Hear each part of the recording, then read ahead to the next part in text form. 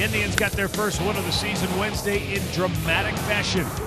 Now they head to the Windy City to face the White Sox in their home opener. Flamethrower Danny Salazar will try to heat up the chilly Chicago air and get the Tribe off to a good start inside the Central Division. It's Jose Abreu and the Sox against Mike Napoli and the Indians. Next on Sports Time Ohio.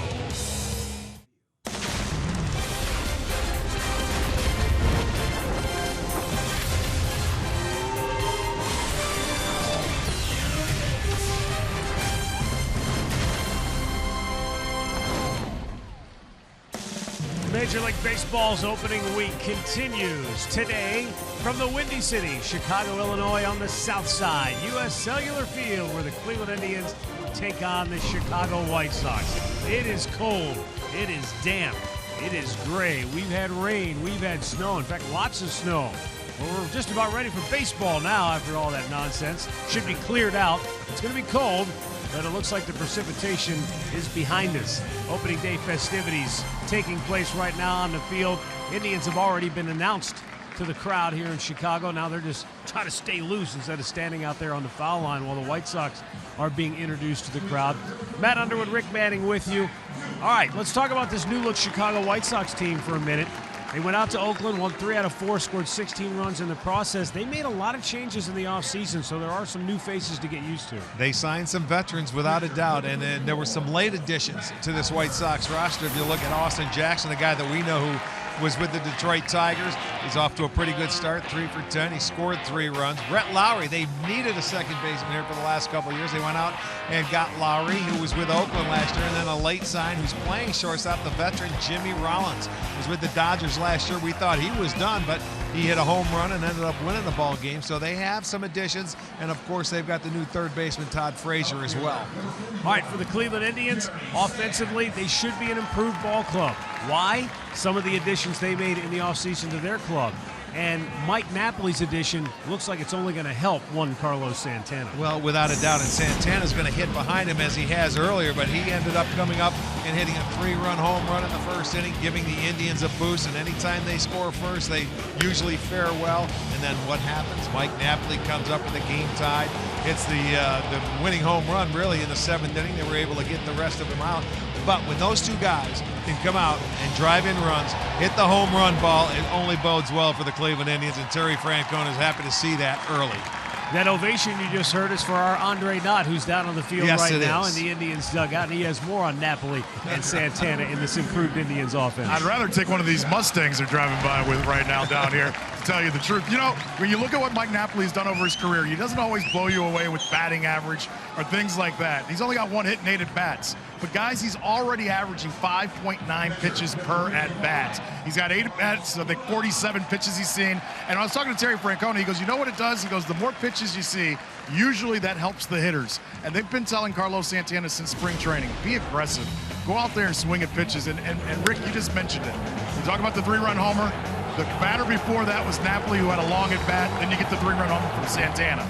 Then you get the game-winning home run from Napoli. And Napoli told me, he goes, we got 4 lefties to go in the next couple of days. And the wind was blowing out the right center. He goes, I'm just hoping they hang me a couple change-ups. And he goes, and then you'll really see how far I can hit the baseball. But he likes playing here. He likes the lineup he's in. And he told me, he goes, we may not have star players, quote-unquote. He goes, but I like our lineup because we all complement each other very well. Well, the thing about Mike Napoli, he's a guy that can hit. He's a patient hitter. He's going to get counts in his favor or he'll battle. That's the style hitter he is. Santana, basically the same way, but they want to see Santana more aggressive. So I think those two will feed off each other, but those are the two guys that are going to set the middle part of that lineup. The Indians will be much better when they get Michael Brantley back. They can hit him third because then you got Lindor and you have Kipnis, so that'll give Terry Francona a little more power in that lineup, and it'll stretch it out a long way. Andre, any idea if Terry Francona will kind of stay with this lineup with all these left-handed starters that the Indians are going to see over the next several days? Yeah, I was going to mention that to you. I think in left field, Ramirez is out there today. He says, feels like at some point in time he will get Colin Cowgill involved. He says, but right now Jose Ramirez is hitting the ball well, and he doesn't want to take away a hot bat. So we'll probably see this lineup, but he'll make some defensive replacements late in the game, probably with Tyler Naquin. But for the most part, I think over the next 4 days, if we can get him in, this is the lineup you're going to see. Well, I would think so, because on this road trip now we've got 5 lefties, only 1 right-hander coming down in Tampa. That's going to be Chris Archer, who's one of the best right-handers in the game. Yeah. So it's not going to get any easier, but the right-handers are going to get their fill. All we need is the weather to cooperate for once, for goodness sake, and start on time. Well, it actually feels good down here for once. It does feel better. It feels good, but is your head numb? Hey, after what I've sat through the last 2 days, this feels like it's 80 degrees. Well, at least the wind appears to be blowing out, Andre. What's the effect feel like that on the field? It's blowing out. Like I said, Mike Napoli has said something to me. I know Kip came out when it was snowing, and Kip said, let's go out and play some football. They all have paid attention to it. I know Salazar went out a little early. He didn't like it. But I know Kipnis and Napoli both said, hey, right center looks like the place to hit the ball today if you get the choice. Well, I know for one thing, John Danks, the Chicago White Sox starter, he said, I hope it's sleeting. I hope it's 20 degrees. He wants the cold weather because he feels like he has an advantage over the hitters. We'll see. And we'll also see if Mike Napoli can continue to carry or at least play a big role for the Indians offense. I had a chance to sit down and talk with one of the newest members of the tribe this spring. Mike, when you start looking around in the offseason at where a good fit for you would be, what eventually led you to Cleveland? Ultimately, I think the opportunity to play every day. Getting late into my career, coming off a little bit of a down year last year, being able to kind of prove myself again, be able to play every day, and ultimately looking at this pitching staff and the type of team they have here, I obviously want to go somewhere where I have a chance to win. I've been fortunate enough in my career to be on a lot of winning ball clubs, and looking at the roster, intrigued me to want to come here and try to help be a fit here to help win. Most people look at the Indians and say that starting pitching is what gives them the best chance. What about from your perspective? Yeah, I mean, I know, I didn't really get to play, the Indians that much, but I knew when they came into town that it was going to be a tough series, and usually you look at, the teams to see who you're going to face in that series, and it really didn't matter because, they had good 5 starters, and, so they were tough. So, going back to me in this offseason, looking at this team, I knew that, you have good starting pitching, you're going to have a chance every night. And obviously with a guy like Terry Francona at the helm, that has to make it attractive as well, doesn't it? Yeah, absolutely. I mean, through the process, I got to talk to Tito a couple times on the phone. One of my best friends is Dustin Pedroia. I got to talk to Dustin a lot about Tito and the type of person he is, and how he manages, and how he is as a person. You mentioned, Mike, having an opportunity to go to the postseason. I think 7 of the last 9 seasons you've played on teams that were in postseason baseball. What is it specifically? Can you tell early on if a team has what it takes? I mean, you can, but I think it's ultimately you coming together as a team. You got to check your ego at the door and come in and be a part of it, as a group, and want to win together, and give yourself up for everyone on this club. So I think, everyone can look on paper and say, we have a chance, but I think it starts here in spring training to where, you come together as a team, get real close, in the clubhouse, off the field, going to dinner, actually getting to know, your teammates and becoming a family, and be able to, come together so you play as a unit on the field. The Indians, as maybe you know or don't know, have been desperate for a right-handed bat with some thump, somebody in the middle of the lineup that can help balance things out. Why do you think there seems to be sort of this, absence of a lot of right-handed power in the game right now? I mean, I really don't know. But I'm not going to come here and put this pressure on myself that I have to hit homers, every night. You don't want to be the next Albert Bell? I mean, I would love to, but I'm going to go and have the same approach. Every night, try to execute. What I have to do in that situation. it's always how I've been. You know, I go out there and try to execute, you know, whatever the game calls for. So, you know, I'm going to come in and do my best, come and play hard, play the game the right way, and, you know, try to lead by example. The thing I think about, though, when somebody says Mike Napoli, I don't think of just a right-handed bat with power. I think of a complete player.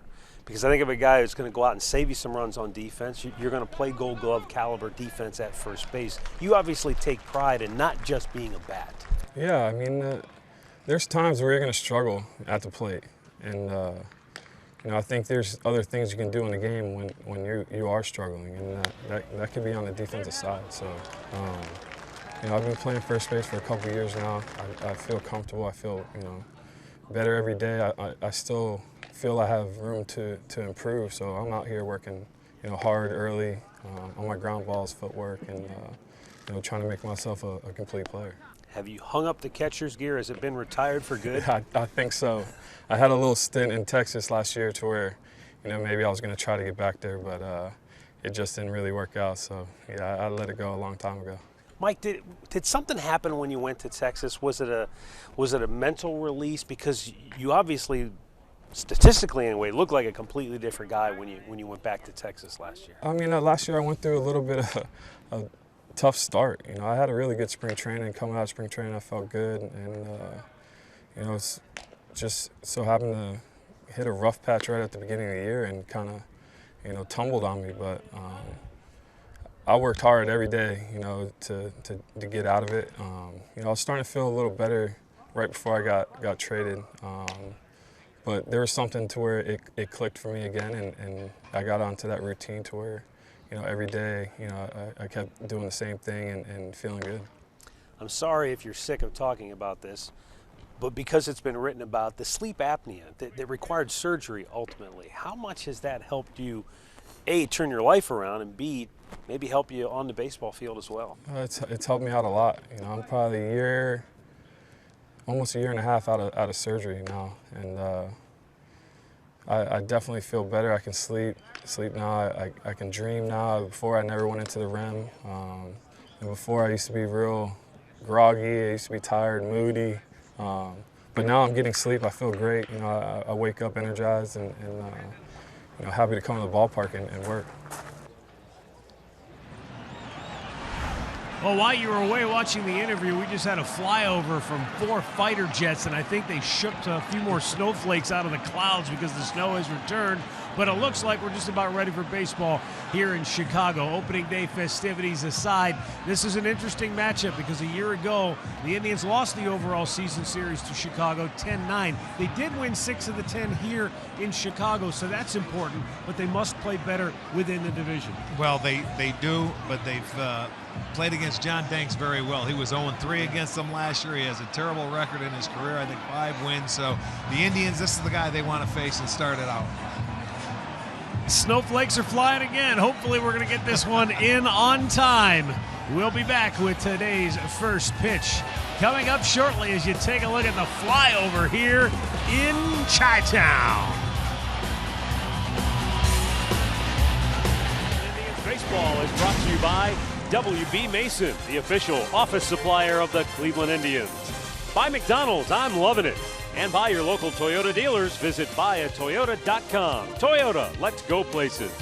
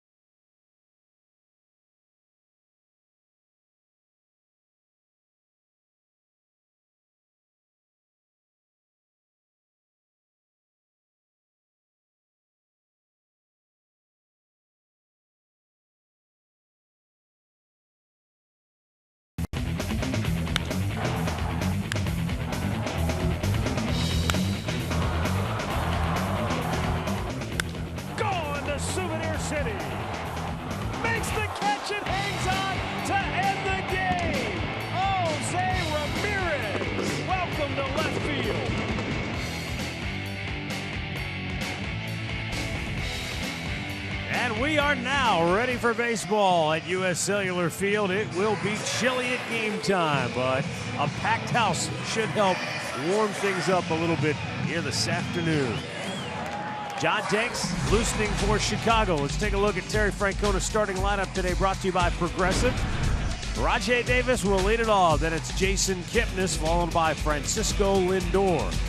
Mike Napoli bats cleanup. Carlos Santana already 3 for 6 with a team best 3 runs batted in, will hit 5th. Yan Gomes batting 6th. Then it's Marlon Byrd, Juan Uribe, and Jose Ramirez. That gives the Indians 8 right-handed bats in the lineup today.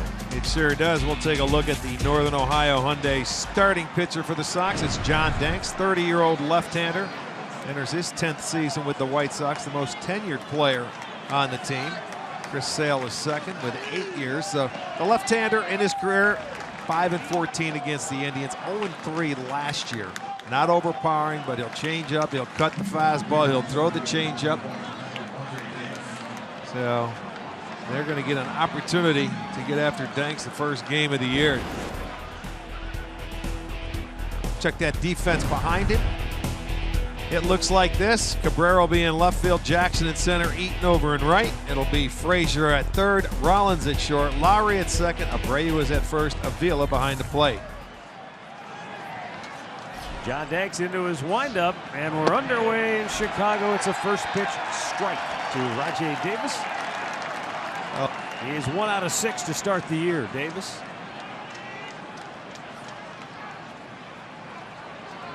And a fastball just does nick the outside corner, and 2 quick strikes for John Danks.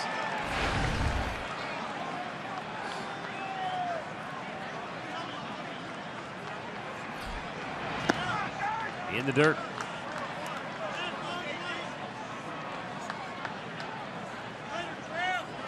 Danks is a guy who likes to pitch backwards when he's ahead in the count. He'll try to sneak the fastball in.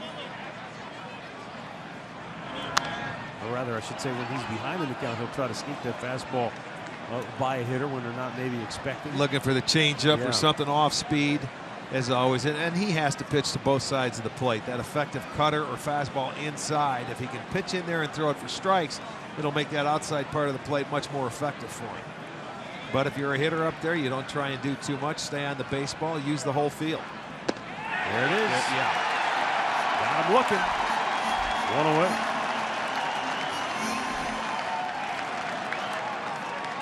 Todd Tishner has the plate this afternoon. The crew chief Bill Miller is at first base. Tony Randazzo at second. Brian Knight is down at third. Last year for John Danks, 15 starts here at home. He had a record of 4-5 and an ERA of 3.86. Left-handed hitters hit 240 off him last year. Righties 294, and this is going to be the only left-handed hitter in the Indians lineup today.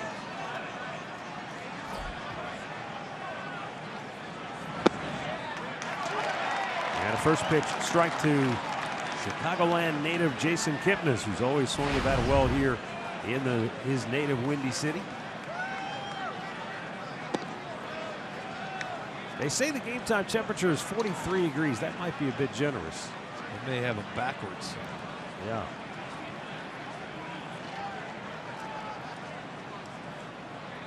Kipnis lines one into center field. He's got a base hit. Yeah, welcome back to Chicago.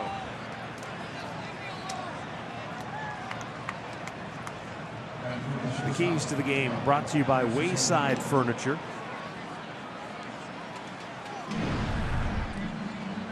Make Danks get it up in the strike zone. You chase down low, you get a lot of ground balls.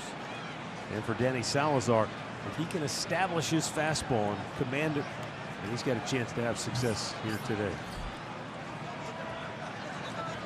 Francisco Lindor, the switch hitter, 2 out of 8 to start the year.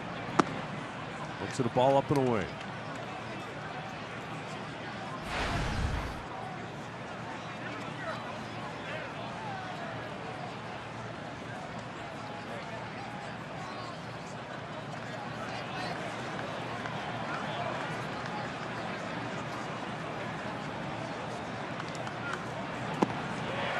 The off-speed pitch, Lindor swinging over the top. It's a 1-on-1. Lindor swung the bat well against Chicago a year ago, getting a 378 clip. And the Indians have always fared well against John Danks. They're 17-9 when he starts against Cleveland. Former Tiger catcher Alex Avila now behind the plate for the White Sox, and he took that foul. Went back off the mask. Well, I think if anybody that we have faced, Avila has taken more shots off the Cleveland hitters' bats, and when he was with the Tigers, yeah, that chest protector. You see, he's got the hockey goalie mask on now. Yeah, that's new for him. Right back up the gut. Lindor has a base hit. Boy, what a solid approach by the youngster. And back-to-back singles for the Indians here with one out on the first. Looks like John Danks elevated that pitch, and he stayed right on it. The ball upstairs, and Lindor took advantage of it. He tried to throw the fastball by him, and he doesn't throw that hard to throw it by you. So that's why you can stay back on the baseball and try and shoot him the other way for his off-speed stuff. And if you get that fastball, he keeps it up in the zone, you can have a lot of success against him without trying to pull a baseball. Well, now Mike Napoli.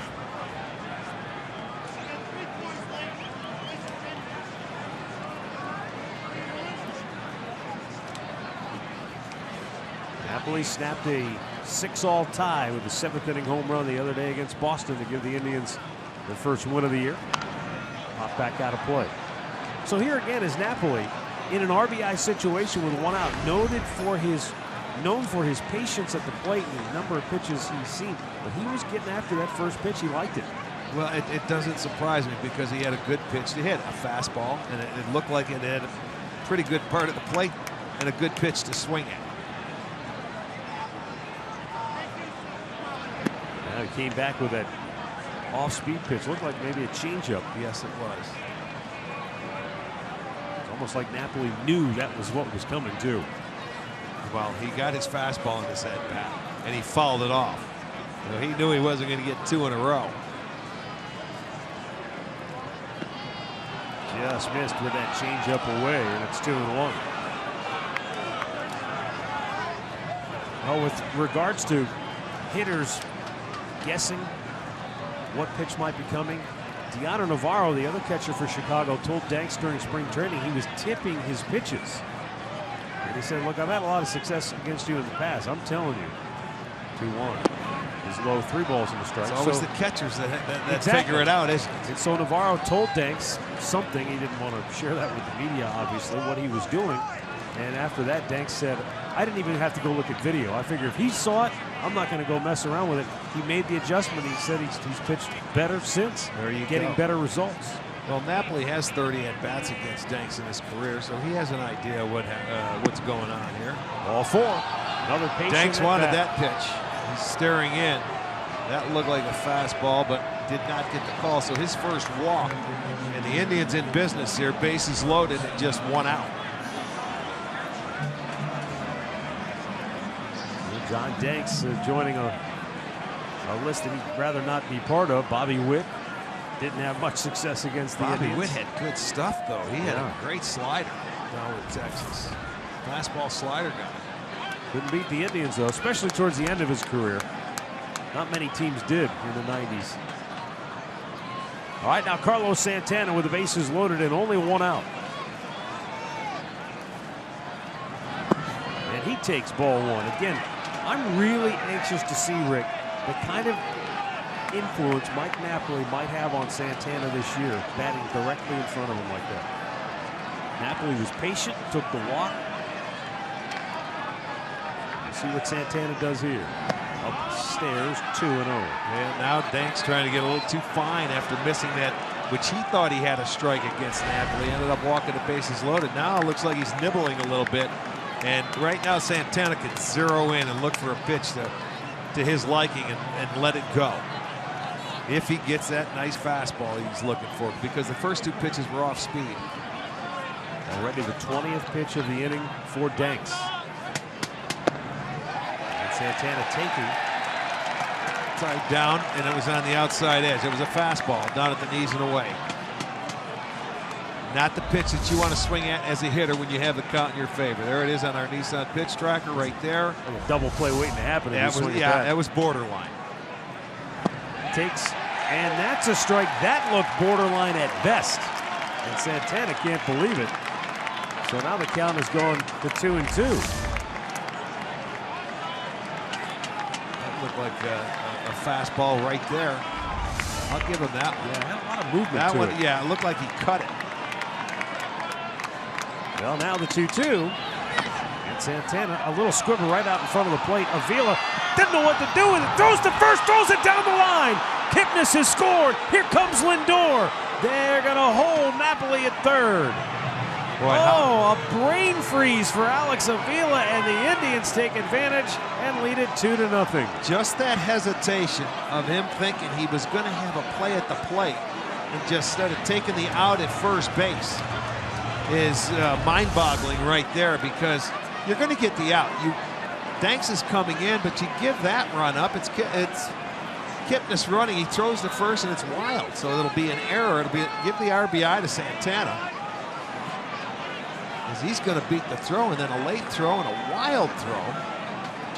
Napoli goes to third, Santana to second. The Indians have a pair on the board here in the first.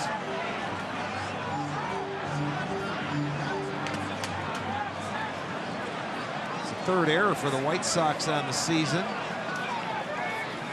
Boy, the Indians will certainly take it. Another first inning lead. So Santana reaches on the fielder's choice, and then the error allows the second run to score. Gives Santana an RBI, his fourth now on the year. See right there, Yan Gomes a little aggressive there with the runners in scoring position. You have to make them what we say in the keys, get the ball up.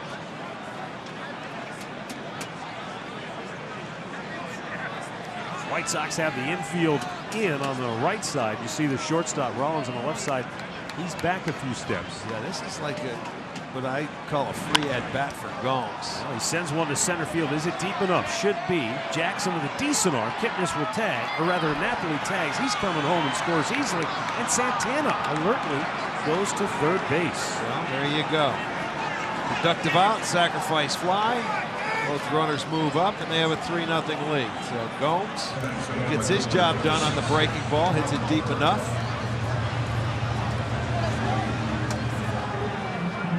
So if you get the out, don't throw that ball away, inning would be over on that fly ball. Well, again, it just defense so important. Something the Indians really figured out in the second half a year ago. There's Marlon Byrd with a runner at third and 2 down, and the Tribe on top 3-0. Jason Kipnis started it off for the Indians with a 1-out single. Francisco Lindor followed with a base hit. And the White walked to Mike Napoli to load him up. And that's when things got interesting. Fielder's choice, the air, and a sac fly. It's a 3-run first for Cleveland as Byrd went fishing. 1-1. Indians already with 3 sacrifice flies on the year. That's when you get that man to third base, find a way to get him in, and that'll do it. Byrd pulls that foul.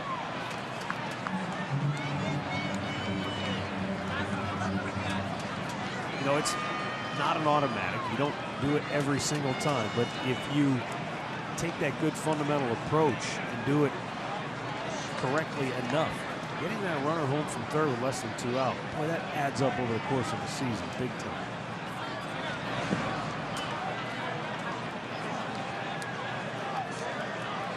Have to look at that, Rick. I wonder what the average is and where you need to be a successful ball club as far as converting in less than 2 outs with the runner at third. Don't know what the average would be, but I say you get it done more times than not, you're going to be in good shape. And what it does, if you run the bases well and you do the little things well, as he gets the called third strike.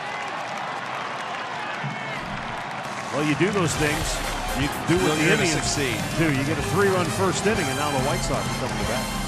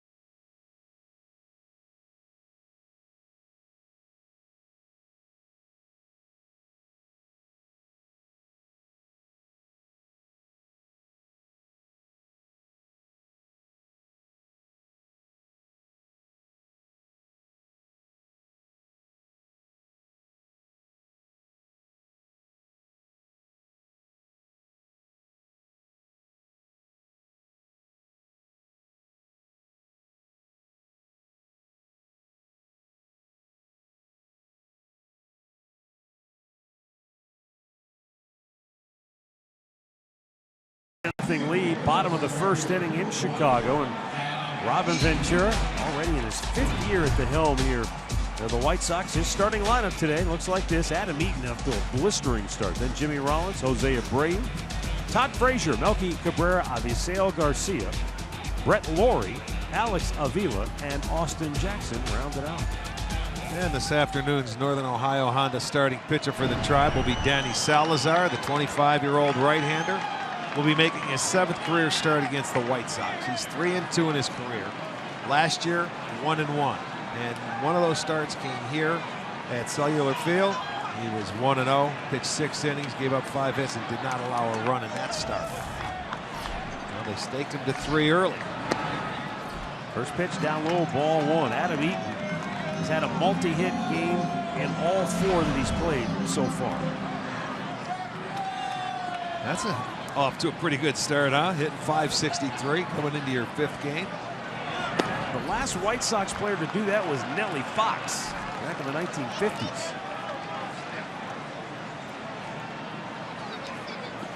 Talked about Danny Salazar trying to establish his fastball early. Sometimes it takes a batter or two for a starting pitcher to get that feel. He poured that one right down Broadway. 2-1.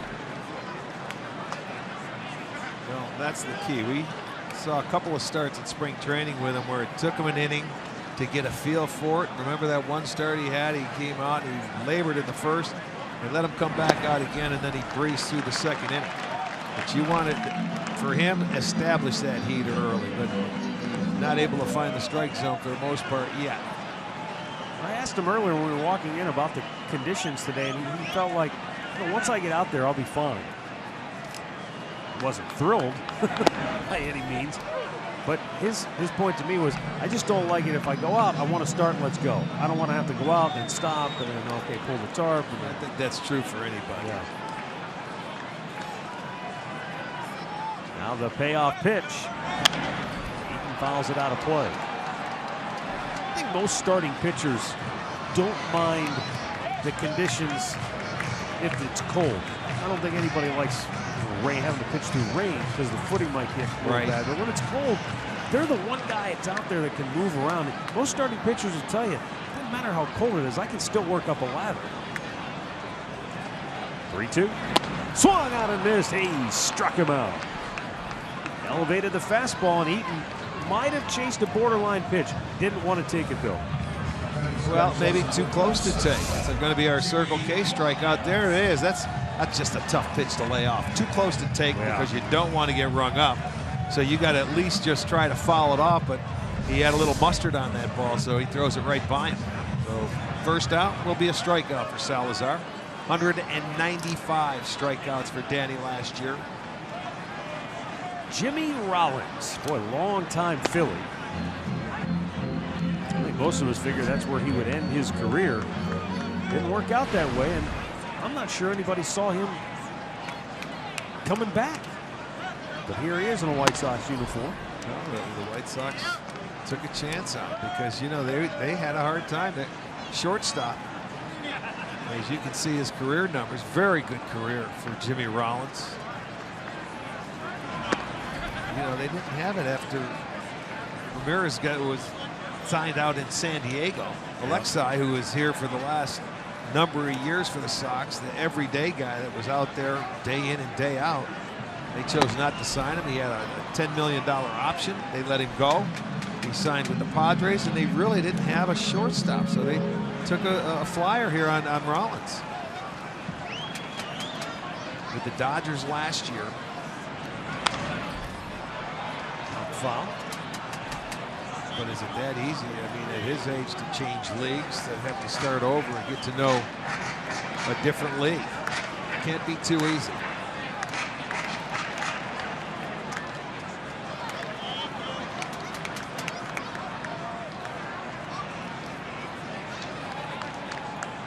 Count 2 balls and 2 strikes.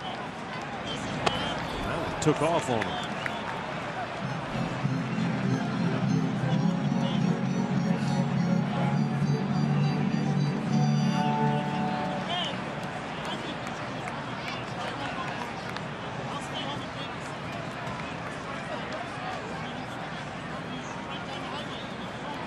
pitch. Rolls over on it. And with the shift on, Francisco Lindor throws him out.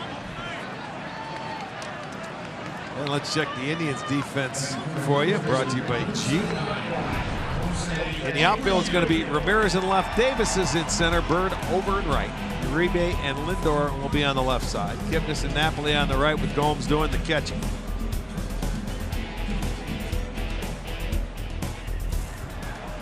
There is Jose Abreu.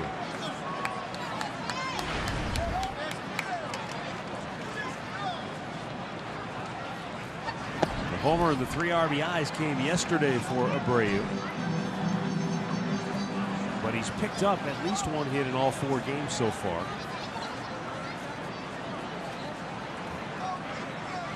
Well, this is a guy that has always, since he's been in the league, swung the bat very well against the Indians. He swings it very well against everybody. He's picked up where Paul Konerko left yeah, off. He's a terrific hitter.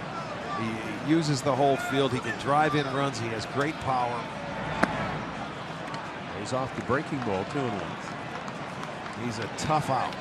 Now, as this year goes on and we start facing him, if he continues to swing the bat like he has against the Indians, you make the guy on deck beat you when, you know, the game is on the line. Checked on a fastball high. 3-1 to count. This is a guy that makes adjustments during an at-bat. You may think you have him set up for a pitch inside and he can turn on it. Very good breaking ball hitter as well.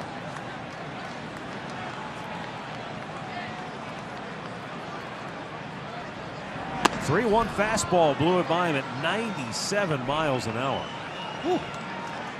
That's the beauty of Danny Salazar, is that it doesn't look like he reaches back for anything extra. It just explodes. When he's free and easy, the ball jumps out of his hand, no question. And the payoff pitch is strike 3 called, just blew it by him again. That one hit 98. Couple of Ks for Salazar. White Sox go 1-2-3. Indians lead it 3-0.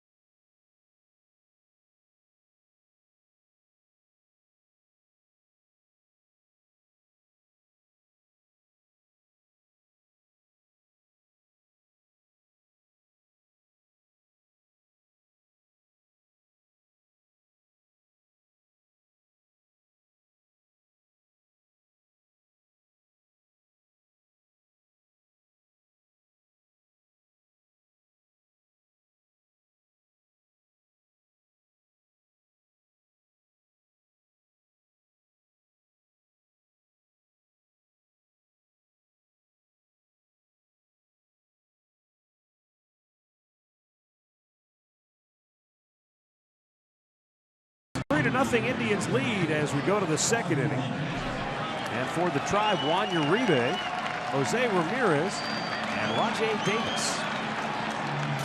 John Danks gave up 3 in the first, did strike out a couple. Uribe 1 out of 7 to start the year. Had a nice round of applause from the fans here when he was introduced for the Indians today. It was really, really impressive. Yes, it was. Because you think, Rick, that's 11 years ago already. Yeah. Well, I remember he was a shortstop. He played well. He had some very good years here in Chicago. And it's always nice you come back to a place and they still, you know, respect that you played here. There you go. sounded much louder than me. I hear It was. Sometimes it doesn't always translate. Oh, that's nice. It's nice that they respect you and give them a little tip of the cap. He was a pretty integral player on that 05 team. It's not like he was a bench jockey and a guy that just played every now and again. He was a guy that had some big hits over the course of the year for that club. The world champs back in 05.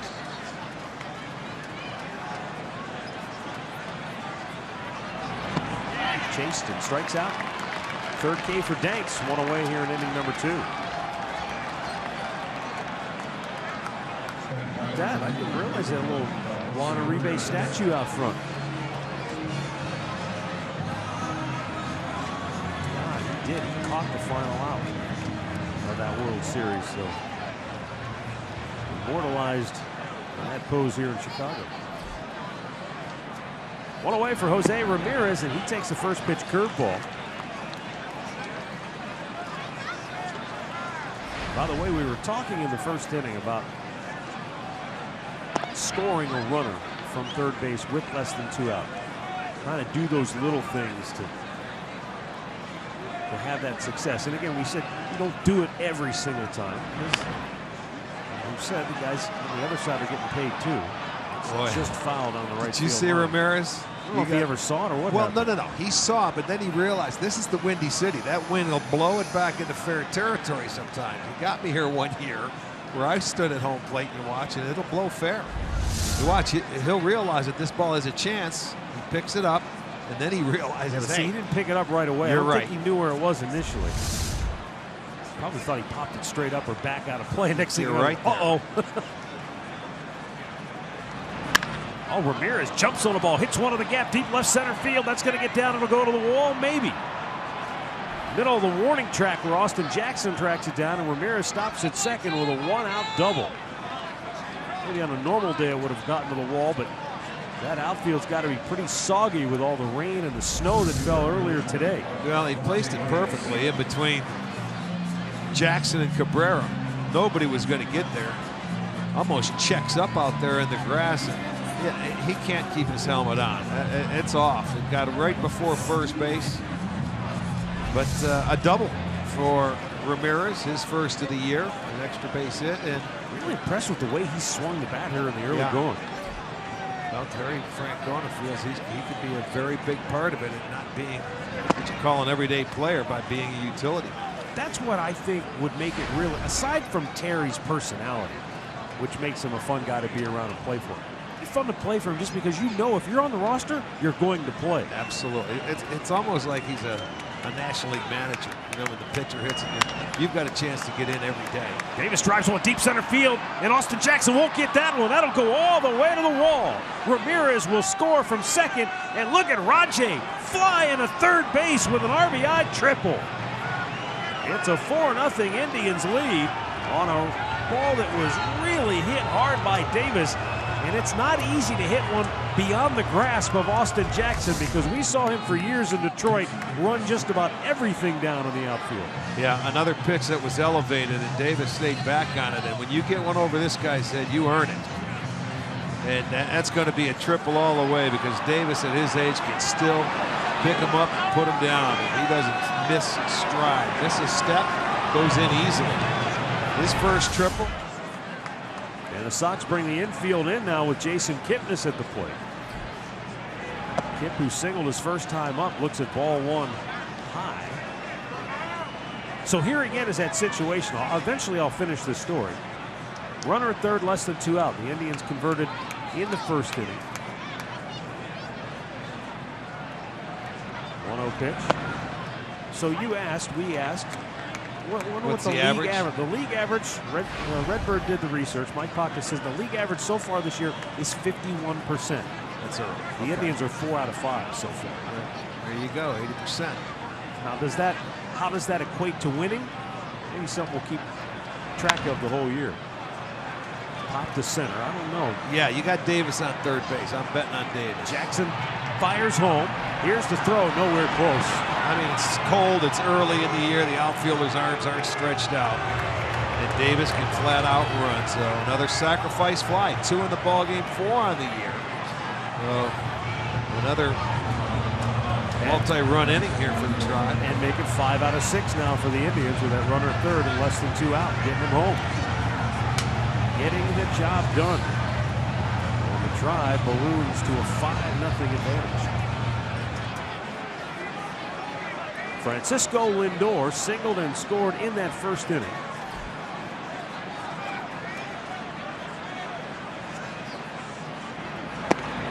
Here takes a strike.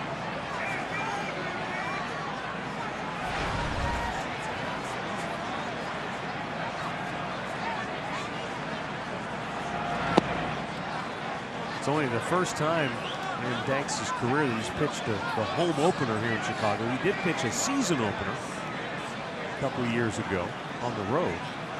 Well, I bet he would rather pitch against anybody but the Indians the way he's pitched in his career against them. But, you know, there's been times the last few years it's been left-handed dominant lineup for the Indians that has faced him. But the only left-hander in the lineup today is Jason Kipnis. Of course, you got the switch hitters that are flipped over to the right side.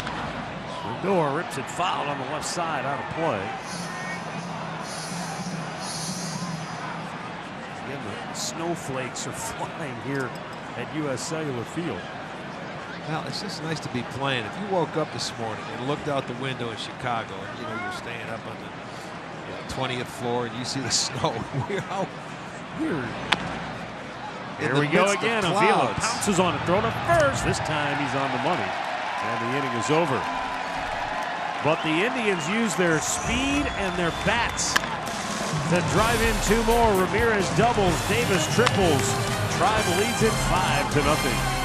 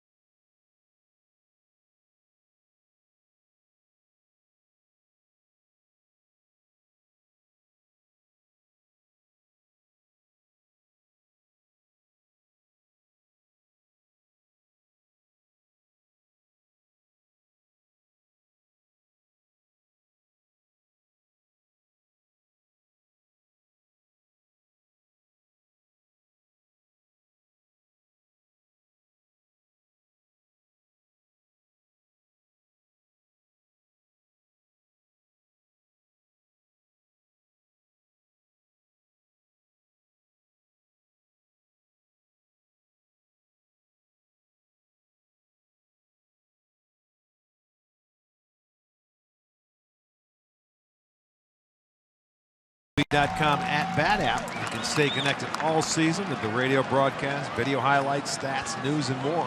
Just download MLB.com @bat, the #1 app for live baseball on your smartphone and tablet. Here is Todd Frazier leading off for Chicago in the second inning. And the former Cincinnati Red looks at a fastball that straightens him up. Frazier just 2 out of 17 to start the year.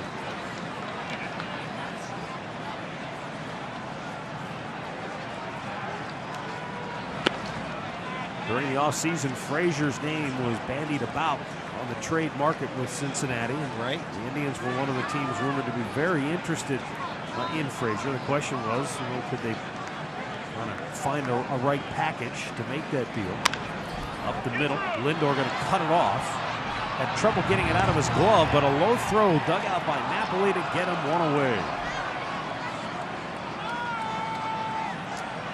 Well, it looked like he had a tough time transferring from the glove into his hand. He bobbled it a little bit, but held on, held his composure, and ends up getting Frazier. Did he have to pick that ball, or did he get? No, he didn't. It was okay. It was high enough.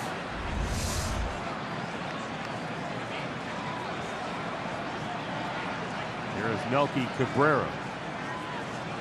Cabrera does not like the cold, you can tell. 3 for 15 on the year. 2-1 on 5.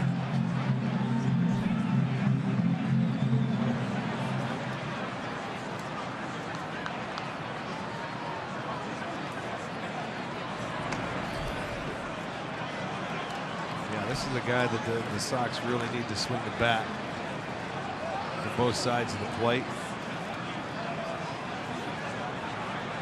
Hitting the number 2 hole last year.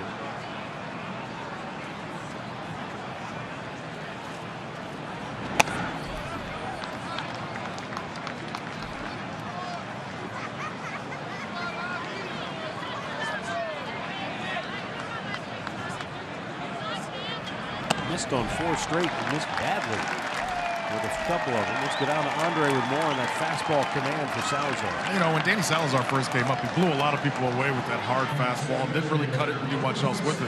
Terry Francona told me, he said this is part of the maturity he saw in Salazar last year was understanding you can't just throw those get-me-over fastballs to certain hitters because he'd give up a lot of home runs to him. And they hope that he can continue that as he moves along and as he kind of matures to understand you can't just throw those get-me-over fastballs against major league hitters. Well, I remember Danny had a start here against the White Sox. He had 10 strikeouts in 3 2/3. Remember, he just used to come out, and that's all he would throw was the fastball. But it would be all over the place. They'd foul pitches off. He'd throw a boatload of pitches, and he'd be at the 100-pitch mark. Well, no, you'll learn how to pitch a little bit. He's got a great feel for his little split finger. He has a curveball that we'll see how often he's going to use it this year. And he had a slider last year. Now, how much he uses it, we'll see. But he certainly has learned how to pitch. He went 14 games last year, 195 strikeouts in 185 innings. Allowed only 156 hits. Consistency is going to be something he's going to have to learn this year on once every 5 nights to go out there and keep your team in it and give yourself a chance to win. Garcia went hunting and he came up empty. 1-1.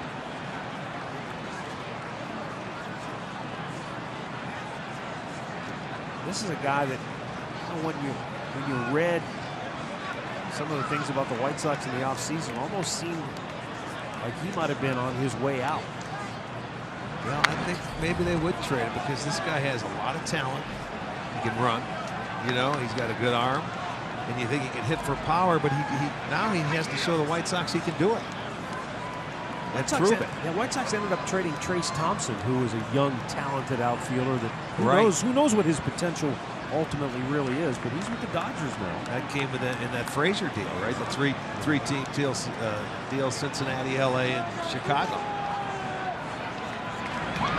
In the dirt, nicely blocked by Gomes.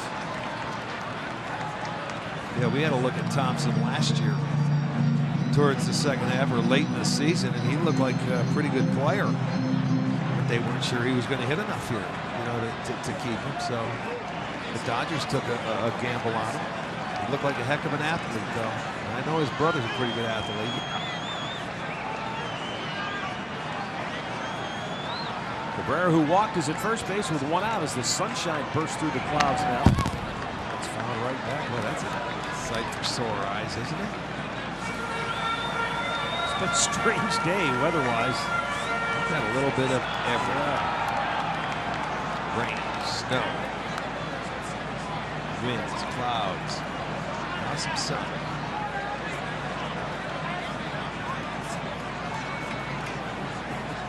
Scoreboard operator has 2 balls and 3 strikes on Garcia. It's 4 of this. How they changed it, but it was kind of funny. Somebody just saw a foul ball, they hit the strike counter. Oops. Oh, they count 2 and 3.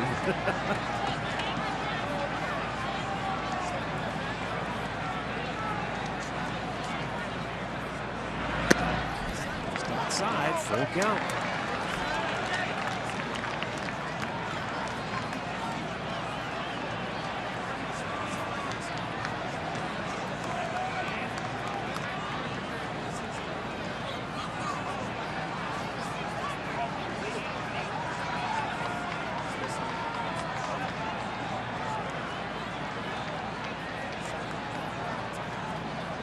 Start the runner? No. Cabrera stops. It's ball 4. It goes to the screen. And the White Sox have 2 on now on back-to-back walks. Yeah. Tough. You don't want to give up free base runners when you have a 5-run lead. This was earlier today. Not long before our first pitch. It was snowing like crazy. Opening weekend. Beautiful day for baseball. Look at Andre.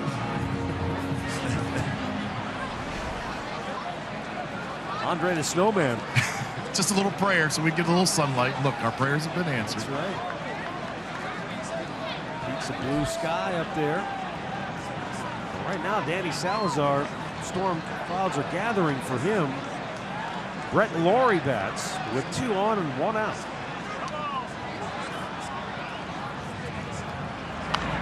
And he fouls it right back. Well, Laurie is a guy, it's kind of interesting. You think back with Toronto, looked like he was going to be a key guy there, and then they trade him straight up for Josh Donaldson. It was like, whoopsie for Oakland, huh? And then Oakland turns around and trades Laurie. Yeah, that's the hard one to figure out. Swing and a miss. Gomes towards the first. They got him! Oh, baby! What a throw by Gomes. What a heads-up play by Napoli to sneak in behind and slap the tag on. I don't know who put that play on, but whoever did. If it was Gomes and he gave Napoli a sign, it was well done because they had him by plenty. And there's nowhere to go over there. You just have to pay attention. And once the ball gets by the hitter, you got to get back. But he really got off the base, and they had it by 5 feet. As soon as the pitch was made, Napoli broke to the bag. And you're right, Rick. It was not even close. Well, if Napoli saw something where he was drifting out a little too far, Darrell Boston at first base, he couldn't even get him back. He would have had to lasso him. The 0-2 checked on a ball that was a little high. He did not go. That was a very nice play. And that, could take you out of an inning. A little trouble right there, huh? Give you an opportunity now to get that 3rd out. If I'm Danny Salazar, that really fires me up. Sure.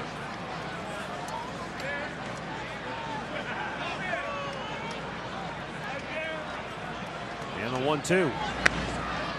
He's having trouble with that pitch, that off-speed pitch. Well, it's a field pitch, and right now he may not have sometimes the pressure on that pitch when you use it, you'll have too much on it, and you just can't control it. And it looks like that's what he's doing right now. He's getting a little moisture on the hand. Just may have to try something else. If the change is not there, try that breaking ball, the slider, or the curve ball.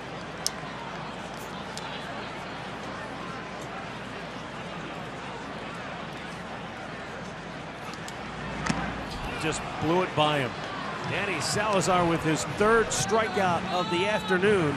But a huge pickoff play at first gets him out of trouble. Indians on top 5-0.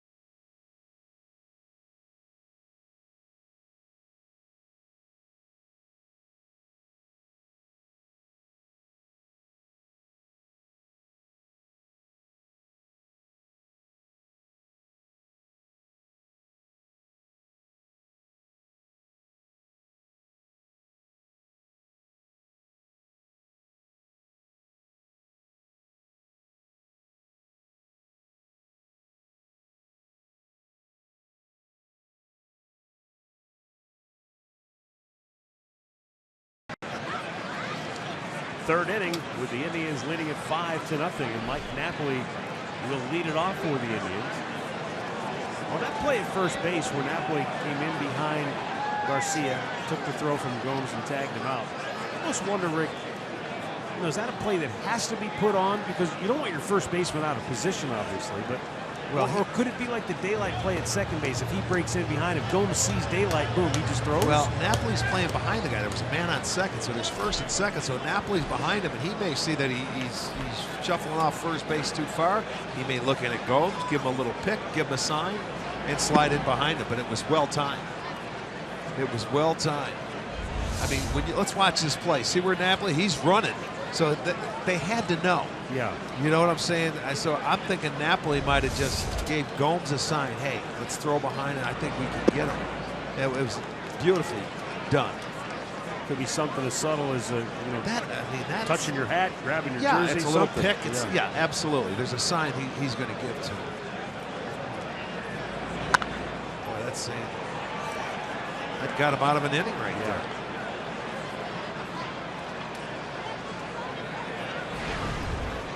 Napoli drew a walk to load the bases in the first inning. And that led to a 3-run first for Cleveland.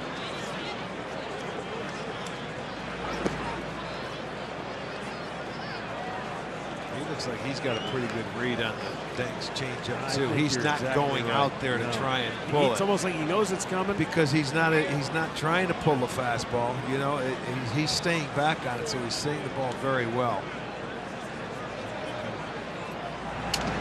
That's the pitch that he's going to have to make to Napoli to get him, keep him honest. There's that fastball in, but he's not throwing it for a strike. I think Andre mentioned that when we talked earlier that Napoli had said he's really thinking about using right center field.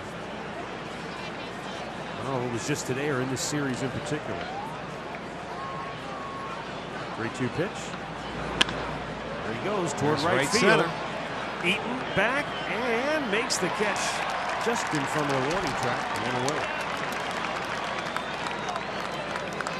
Yeah, Andre, did I hear you correctly? Was that right, what you said earlier? You are correct. He basically told me Danks is going to try to get me with changeups. He goes, so I got to keep my weight back, drive everything to right center field. He goes, because I feel like I can keep up with this fastball. Almost got him there. Yeah. Well, I mean, that's the thought process, and you see the at-bat. He hit it well, but it was run down. But that still is not because you made it out, it was still, to me, a good at-bat. Now Carlos Santana picked up an RBI on that fielder's choice in the first inning. And he looks at ball one down low.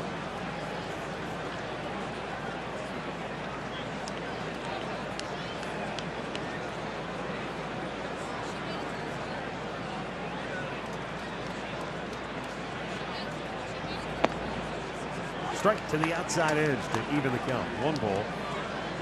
1 strike.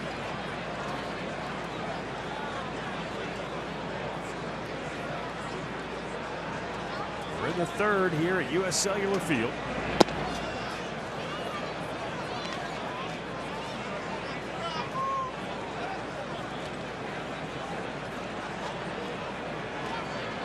Sold out crowd. Pretty much a packed house. Few empty seats as you look around. They could be just vacated by folks who are kind of walking around the concourse, or maybe a few folks got up this morning and said, no, I'm not going to go out there and sit in the snow, in the rain, and whatever the forecast was calling for. It could be underneath the seats or in some warm area, having something to eat and drink. Santana in a good spot here, 3-1, but not necessarily a fastball count. Into center field where Jackson makes the catch, 2 away.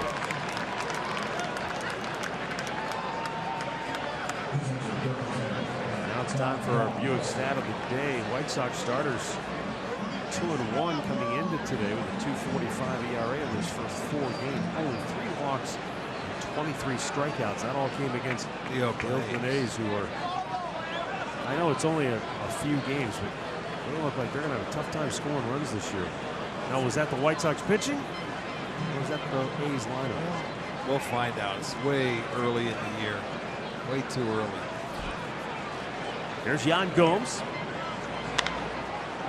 Lifts one in the air, right field near the line, and drops just foul. Well, I want to send out some happy birthday wishes today. Brody Laird, 7 years old in Wadsworth, celebrating his birthday. Happy birthday. Home from school, hopefully just in time to catch the start of the game. What's it doing at home? Is it any better? Pretty much what we've had here from what I hear. Yeah, I think it's heading that way for the weekend as well. Stay warm, have yourself a big piece of cake, and watch Indians baseball. Red Sox go to a three-man shift on the left side of the infield now for Gomes as he ropes it foul, third base side. Like Cleveland, Chicago unveiling a brand new video board here today at U.S. Cellular Field. It is a massive scoreboard, not as big as the one we have at Progressive Field, but it's among the largest now in baseball. And the dimensions of that video board are the same dimensions as the original scoreboard at Old Comiskey. For some reason, I don't think we see the same pictures and numbers as the original scoreboard at Comiskey? Yes, no. exactly. In Old Comiskey, right. And that was just truly just an old scoreboard. Right. This is a video I board. know. Even the pinwheels on top, those are actually just LED boards. Okay. Here's the 1-2. But do they have a shower out there in center? That's what I want to know. Pop. Cabrera in from left, calling for it. And makes the catch. Indians go in order for the first time today. They spray it around the outfield, but they still lead it 5-0.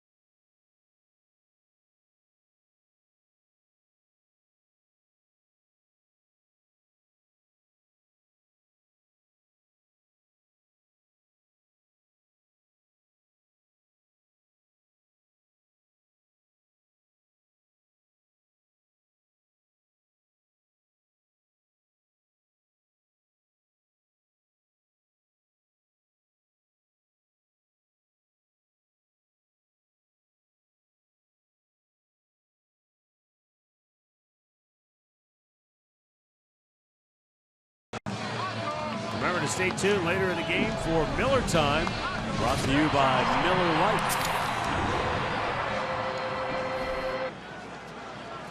Third inning here at U.S. Cellular Field. There's your shower. Yes, Arch. indeed. There you'll see the It's old still here. Comiskey shower. Yep.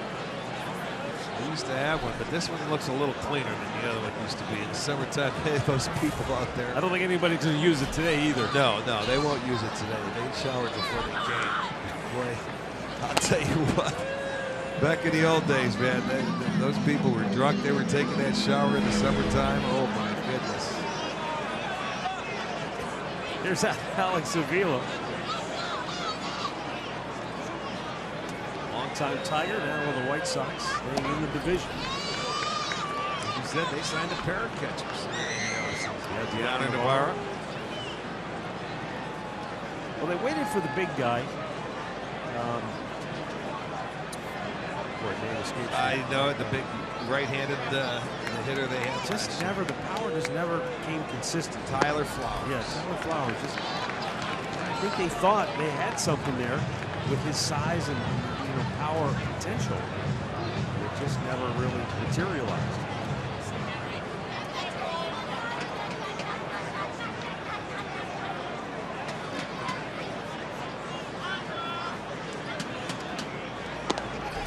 There's a strike, 3-1.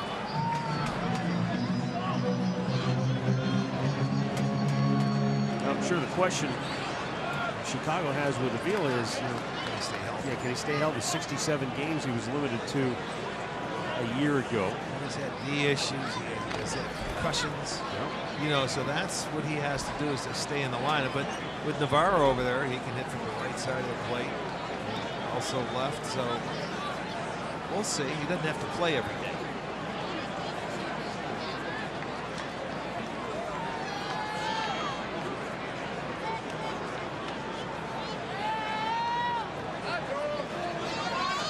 And the 3-2 is high, ball 4. So efficiency is eluding Salazar here at the outset. Leadoff walk brings up Austin Jackson. Well, the 2016 season tickets are still available and include 8 different plans. You can buy a prorated 20-game plan where you'll get up to 12 games for free. So visit Indians.com season tickets for more details. Another former Tiger, Austin Jackson.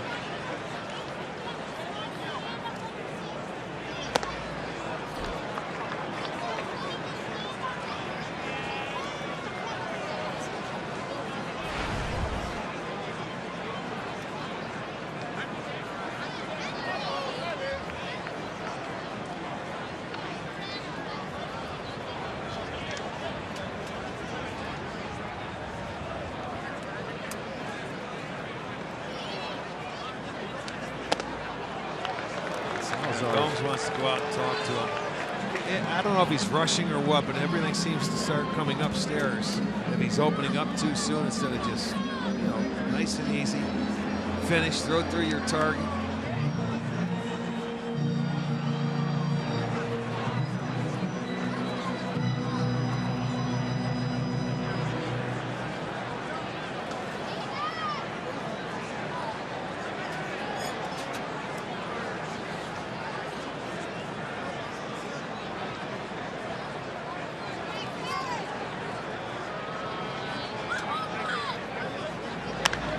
Jackson swings at the 2-0 pitch and pops it to right center. Bird converges with Rajay Davis, and the center fielder puts it away. 1 down. Here's Andre. You know, just an observation, guys. We talked about, and I was walking in with you, Matt, with Danny Salazar, and he talked about the temperature and wanting to stay high. You just wonder, a couple long innings for the Indians early on, how much that's affected it, because he came out in the first inning and seemed to be where he wanted to be, but he hasn't been that way since. Yeah.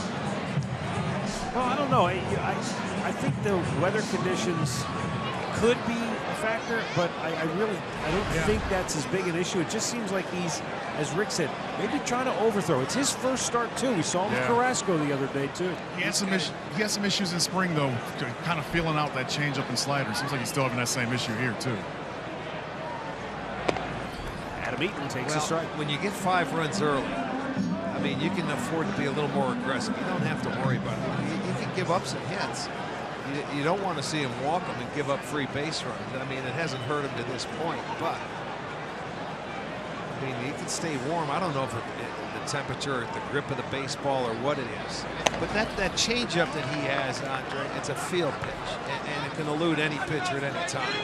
You know, depending on the pressure you put on the baseball. It looked like a few times. He was kind of yanking that pitch across his body and missing badly with it. Eaton fouls it off, and it's 1-2. We know this. The few times that he's been able to just rear back and throw that fastball and it's in the strike zone, nobody's been able to really do anything with it, let alone put it in play. He's thrown a couple of 97, 98-mile-an-hour fastballs that have just been a blur, I'm sure, for the hitter. Well, that's the one thing he always sees. He's throwing that ball. He can get away with it because he throws so hard, they foul it off, and he goes middle of the plate. That one right down the middle. You know, if for him, when he doesn't have his off-speed pitch, it's commanding the fastball. You can see he's not frustrated, but he's talking to himself a little bit out there. Well, that one, it was right down the middle.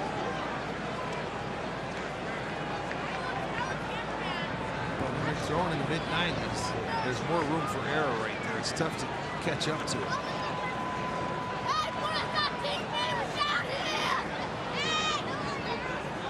And a 1-2 pitch is in the dirt, blocked nicely again by GOMES. There's your catcher. He's gonna work with you and help you out no matter what. When he calls that changeup or the splitter that he throws, go ahead and get it down. He's gonna block it for you.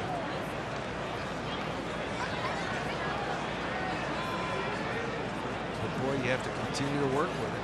If GOMES is gonna work with him. Comes back with the changeup. He wanted a fastball. He wanted a two-seam fastball. Ends up with a changeup, and he just doesn't have a feel for it. That one was, spiked even more. Well, and to your point, this starts helping the hitter because the hitter he's now eliminating pitches. Like he can't throw his changeup. His splitter's pretty inconsistent. I'm not swinging it off speed. Yeah. Right now, you got to get geared up fastball and fastball only. If he throws that changeup and he throws it for a strike, he's got you. You tip your cap and say, all right, you got me. But you can't let him beat you with the fastball. Final out of play on the 96-mile-an-hour express. You're saying to yourself, okay, let me make him get that fastball down a little bit. Because at 96, it's tough to get the barrel out of the bat up top on the high part of the strike zone. And he made a good pitch to Eaton his first at bat, where it was borderline. It might have been a ball, maybe not, but it was too close to take, and he threw it by him. Well, Eaton's seeing the ball very well right now because he's 9 for 16 to start the year at the plate. And with the 5-run lead, not that they would run anyway because the field is on first base, but the 3-2 counts we've seen a number of times with runners on, they can't start the runner down 5. They can't afford to make any outside the bases. So. Well, already 41 times Salazar has unleashed a pitch at 95 miles an hour or above. That's what he struck Eaton out with his first time. Got him again. 97 for his 4th strikeout of the afternoon. 2 down. Back. Short. Stay tucked. There it is. It's just a fastball right there. Just to show you it's not that easy to catch up to. And it's straight. It's not that it's moving. It just gets on you in a hurry. There's Jimmy Rollins now. 37-year-old shortstop. He was erased by his counterpart, Francisco Lindor's first time up. And Lindor made that play on the second base side of the bag where he is positioned again for this at bat. They've got the shift on for Rollins.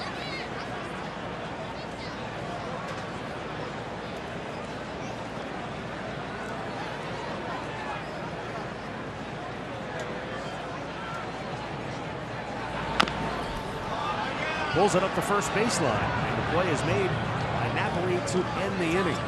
Leadoff walk does no damage, and after 3, it's Cleveland 5, Chicago nothing.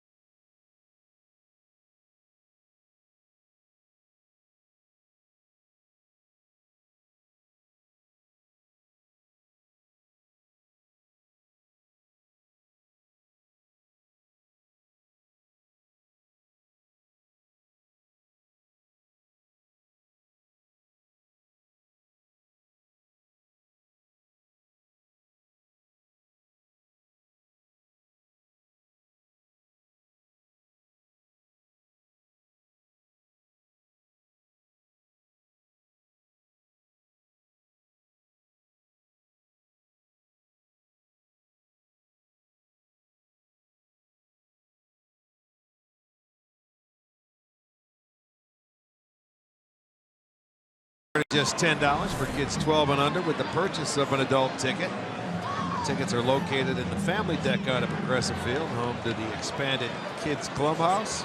Kids tickets only available at Indians.com.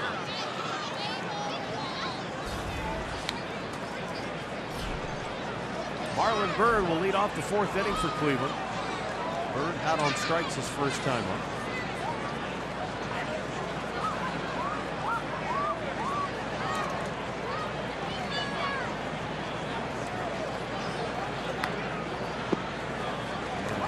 Breaking ball. Yeah, that's a good pitch.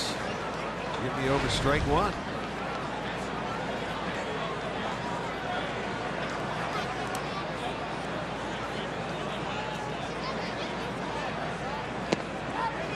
Just down low. A ball and a strike. Indians scored 3 in the first. A couple of singles, a walk, loaded the bases, then a fielder's choice, an error, sac fly. Then they tacked on 2 more in the second. Double by Ramirez, RBI triple by Rajay Davis. And Jason Kipnis brought Davis home with a sac fly.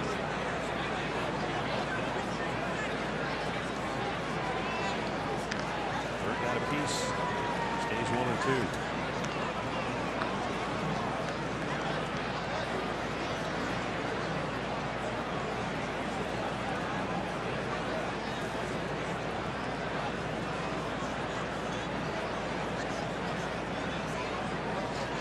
There's the fastball, and every once in a while, it's what he does. It's not a fastball count, but that's how he kind of. Well, he gets the hitters looking for the off-speed pitch. It's a 4th strikeout. Watch it. He locks you up with a good heater, but he throws this one for a strike. He didn't just show it in there. You know, he hit the corner with it, and that's how you lock right-handers up. Look, he has Byrd talking to himself, but you have to do that. There's 8 right-handed hitters in that lineup, so he's got to be consistent with that pitch. When he proves to them that he can throw it in there, then he may open up the outside part of the plate a little bit more. URIBE fouls this one straight back.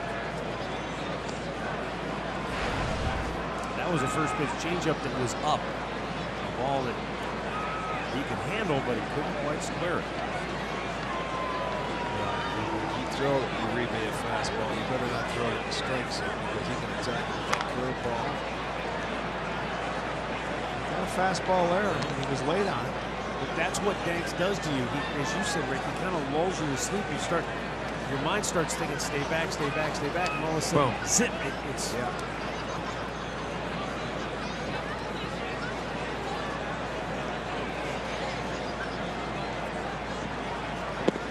A little bit low.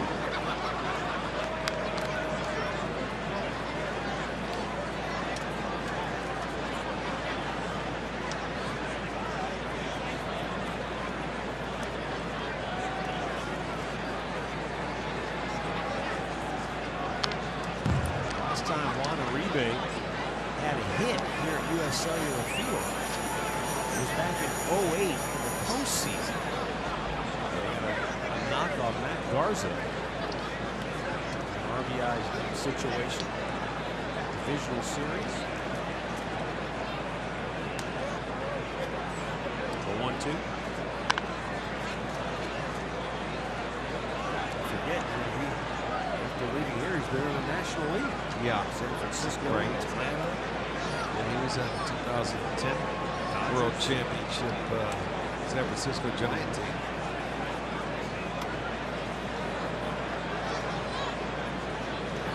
Danks, 1-2 pitch. URIBE lays off the changeup, 2-2.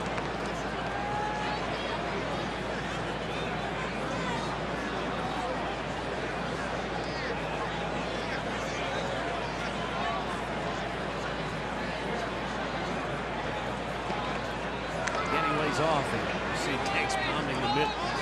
Full count.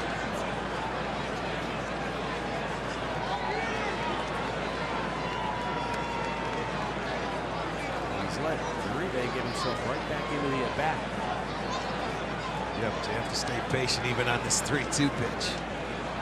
And not get too aggressive as a hitter. Because the changeup, He strikes it never gives in. Back back-to-back Ks. A great clip of the game from the other night. Jose Ramirez, left field, going back to the wall. Snow cone, but he made sure that he secured the catch to end the ball game. That was a big play. That was a huge play because that was the tying run. Yeah, it's a one-run game if all of a sudden David Ortiz somehow makes it to second base in that situation. Then, yeah, I'm just glad he made the play because, you know, here's an infielder that's out there, one-run game in the outfield, makes the catch, secured it. And it was not an easy play, mind you. He had to take the ball. You're going back against the wall, game on the line. I mean, there's a lot of pressure there. You know what I was thinking as I was driving home that night, Rick? Because it was the Indians' first win of the year, it reminded me of the first game you and I did together. And Jason Michaels went back here in Chicago. Oh, I remember this. Fell down on the track and held on to end the ball game. Was that our first game together? 1, 2, 3, go the Indians. Andy Salazar goes back to work, leading 5-0.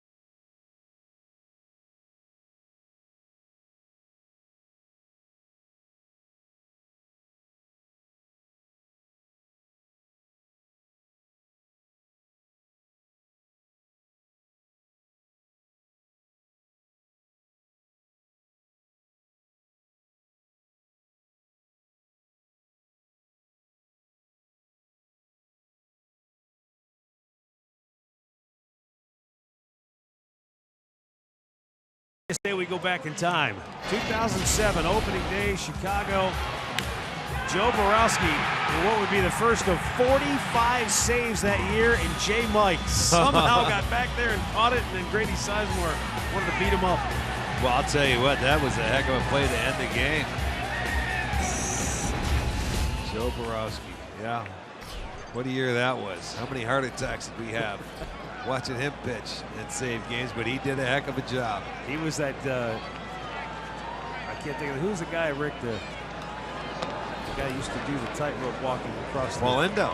Yeah. The great Walindo. That's what he was that year. He always got to the other side somehow. Yes, he did. 45 saves. That's one off the club record set by Jose Mesa in 1995. That's quite a year. Here's Jose Abreu, struck out his only time up. And again, he can't catch up to the heat to this point from Andy Salazar. Well, and he's had a lot of heat today. Maybe well over 40 pitches, 95 plus out of his 61. Glenn says, throw it again. Why not? Until they hit it. Keep it going. One away. He has 4 strikeouts on the day. And you watch it. So it's a fastball up and away. There's a fastball away. Another one upstairs. And he gets the swing and a miss, and he gets eaten again. So can't catch up to it. They're not squaring it up. They're not putting it in play hard. They've only got, what, 1 ball in the air. That was Jackson's fly ball to center field. Other than that, The only base runners have been walks. It's kind of been a boring day for the Indians defenders. Well, They'll take it, but well, yes. You know, when it's a cold day like this and you're a defender, you want to move around a little bit, you know, because they're not putting many in play. So you have to be ready. Todd Frazier grounded out his only time up. Foul backward. I know this is a park where the ball sails and it can fly, but look how deep Jose Ramirez is playing in left field with Frazier up there. Well, he's got to keep his eye on the dugout. They're going to move him around a little bit. You know, he has to, and it's better off. It's easier for him to come in on a ball than it is to go back. You know, they want him to feel comfortable first, and then you can work your way in a little bit once he gets used to it. Well, he couldn't catch that no matter how deep he played. Clears the bullpen for home run number 2 on the year. Gets the White Sox on the board. It's a 5-1 ball game. Well, he got into that ball. He got the barrel head of the bat to it, and that ball jumped out of here. It's funny, you looked at Ramirez and said how deep he was playing. He needed a ticket if he was going to catch that one. No question about it. Frazier hit that one a ton. So the first home run Salazar has given up this year. There it is, right down Broadway. What was that, about 94? Yeah. But right into his wheelhouse. And he gave up 23 home runs last year.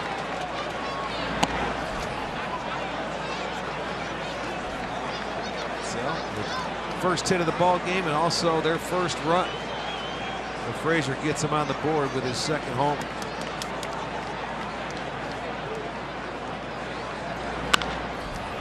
And Cabrera with a bouncer to Kipnis. 2 down. The key there too was at 94 miles an hour. He got the bat head out. He was out in front of it. And he barreled that baby up.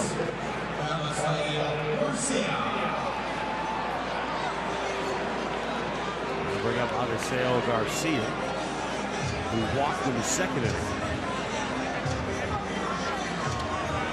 And he committed a mental mistake. He got caught too far off the bag, and Ron Gomes, and a good throw down the first one. Mike NAPOLI picked him off, and that really took the wind out of the sails of a potential White Sox rally. And that was, you know, 1 out, and Danny had walked back-to-back hitters, and you know that could have ballooned into a big inning for Chicago. Instead, it fizzled. Yeah, they diffused it with a good play defensively.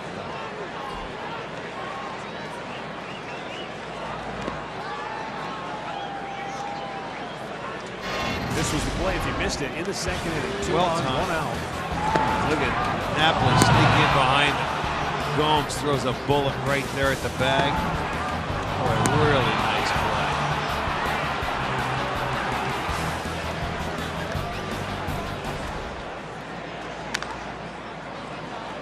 Good off-speed pitch. Was that a fastball? That was down. Yeah, he just... Most of his fastball seems like it's been upstairs. That one was down. 70 pitchers now on the afternoon.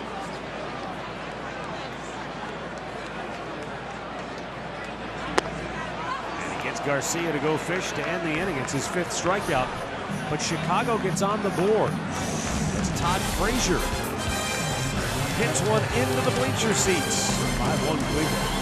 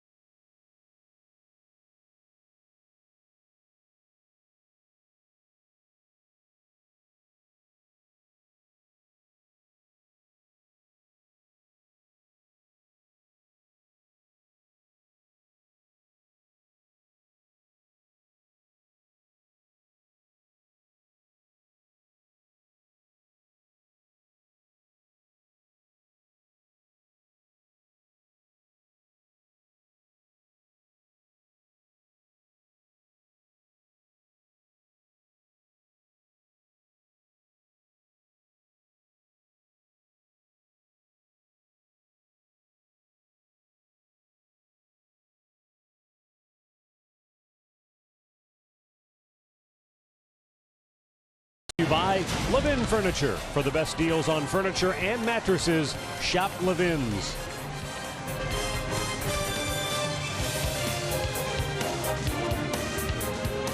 A cold but now dry day here in Chicago. We had rain and snow, and a lot of snow actually flying earlier before the ball game. But other than a 15-minute delay getting started, all things have been sailing along smoothly since the first pitch. The Indians jumped on starter John Banks from 3 in the first, added 2 in the second. 5-1 now as Rajay Davis leads off the 5th inning. Tripled in a run and scored in the second.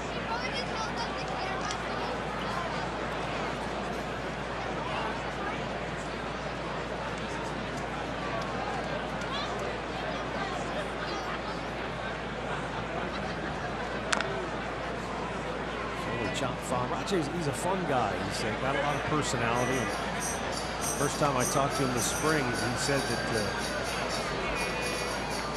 he said he likes to joke and make people laugh. And I said, are you a good joke teller? Do you know some good jokes? He's like, no, I don't really tell jokes. He said, I just say things, and I don't know, sometimes they just come out and it sounds funny when I say it. Like a Yogi? He's a little bit like a modern day Yogi Berra, yeah. He said, guys just seem to laugh at things that come out of my mouth. He's trying to be funny when I do it. I think we've all known a person or two in our life that's kind of like that. Sure. But he's one of those guys that, you know, he's always got a smile. He's got bounce in the step. Upbeat guy. Yeah, he's an energy type player. I checked to see if he went around. He did not. Had the first triple of the Indians for the year. And that's what we're used to seeing him. He can hit triples because he can flat out fly. It's just weird to me, Rick. A guy with his talent and his ability, he's never really been able to stay in one place very long. People always see him moving him around. Always finds a job. And he takes a called third strike. It's a half a dozen Ks for John Banks.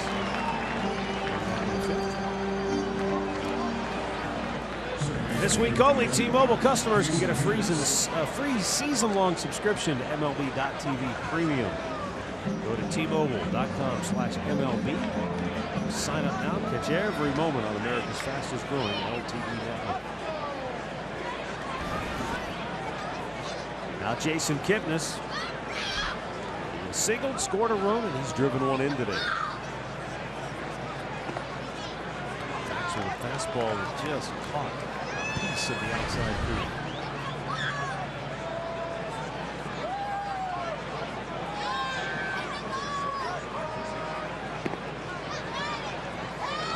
Kipnis is a Major League Baseball player, but he is a sports fan. I mean, he loves the Blackhawks. He loves the NBA. I got a feeling that if all goes well tomorrow and we don't have an 18-19 inning affair, I'd be surprised if you see him at the, what do they call it, the United Center where the Bulls play? For the Bulls and Cavs tomorrow night. That's right, they're here. Jason yanks one to right field, but Eaton is able to run it down. 2 away. Hey, Indians fans, if you can't watch the games on TV, check this out. You can stream them on your mobile device. Just go to your app store, download the free Fox Sports Go app, log in, stream the Indians wherever you go. Pretty slick. When you say mobile device now, that means primarily your phone, but I guess that means if you've got an iPad or something like that, you can use that as well.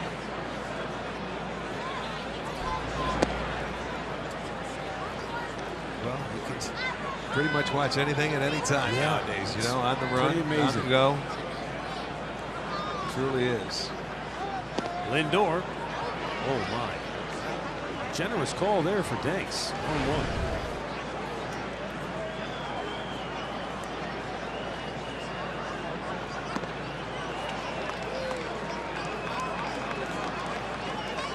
Gets ahead 1-2. You know, since Kipnis drove in the Indians' last run, the Indians haven't had a base run. Now, Danks is the kind of guy when he gets into a rhythm and he gets it going, he has it all working. He can shut you down. Until now. Yeah, Lindor. He heard you. Yes, he Looks did. like he tried to sneak that fastball by Frankie, and he was ready for him for his second hit. But you see, he didn't locate it. That fastball had a pretty good part of the plate. And with 2 strikes, Lindor slaps it by Rollins into left field. He had retired 10 in a row before that base hit. And now Mike Napoli coming up. Napoli flied to right his last time up.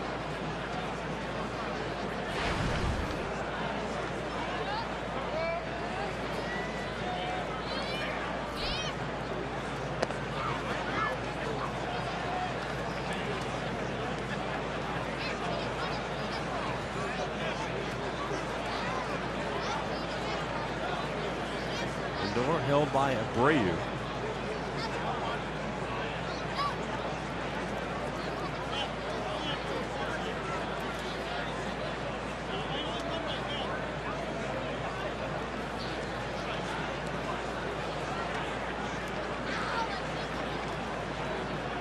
See if Sandy Alomar has any tips for Lindor. I'll tell you what, they're talking about it. They just saw the move, and it's a good time. They figure with 2 outs, you got a 4-run lead. But I'm gonna let Napoli swing the bat here. Ouch! Hits off of Frazier and into left field, and Lindor's going to be able to go all the way to third. Well, you couldn't tell if that hit him on the knee, Rick. I don't know. Wherever it hit him, I'm telling you, it hurt. Because that ball was smoked. I mean, Napoli, that ball one-hopped him, and it could have been off his wrist or his arm. Let's see if it's off the glove hand. Watch it. Yeah, it went up off the forearm or the wrist. And boy, did it deflect out into left field. That allowed him. He's got the glove off, so that, look at him. He's trying to get some feeling back in the left arm. Napoli credited with a base hit on a ball that was just scorched. That did not feel good. That's one where I'm telling you what. You're third base, you just please go in the glove. Please go in the glove. You watch, he'll go into that dugout. They're going to take a look at it. He may, even though it's 32 degrees out here now, he'll have to put some ice out. Santana went wailing away on the first pitch. Boy, that's what happens when you get a right-handed power hitter. You got a left-handed changeup pitcher, and you're playing third base that day. You're thinking, my goodness, can I play back on the outfield grass, please? Well, we'll see if the Indians can take advantage with 2 outs after back-to-back hits. Santana checks. That's down low. 1-1.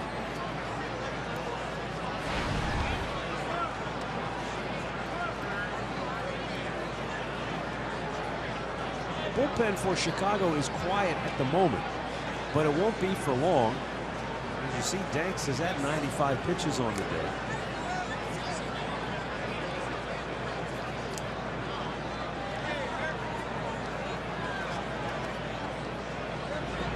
Santana yanks one right back up the gut, and scoring from third is Lindor. Napoli stops at second.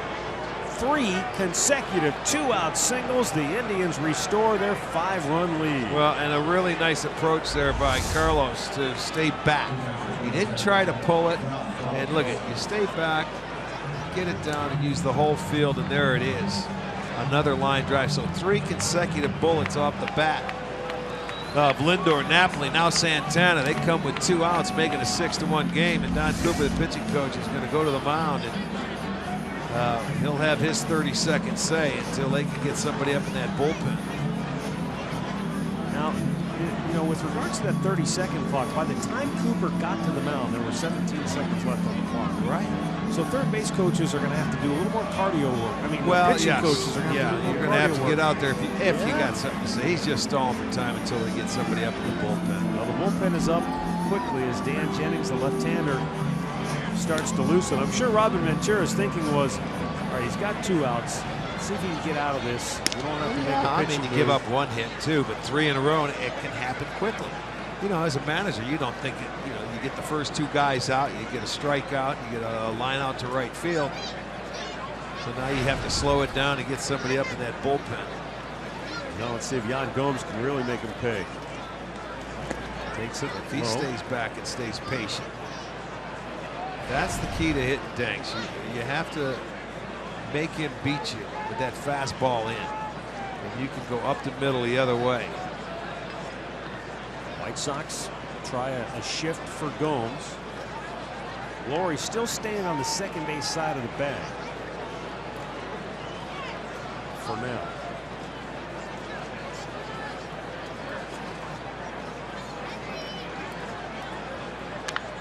Yan, deep left field. That's going to one-hop the fence. Coming around third, Napoli will score. Santana into third. Yan Gomes delivers a 2-out RBI double, and the Indians have strung together 4 straight 2-out hits, and it's now a 7-1 ball game. Second double of the day for the Indians, and Gomes put a nice swing on this ball and pulled it.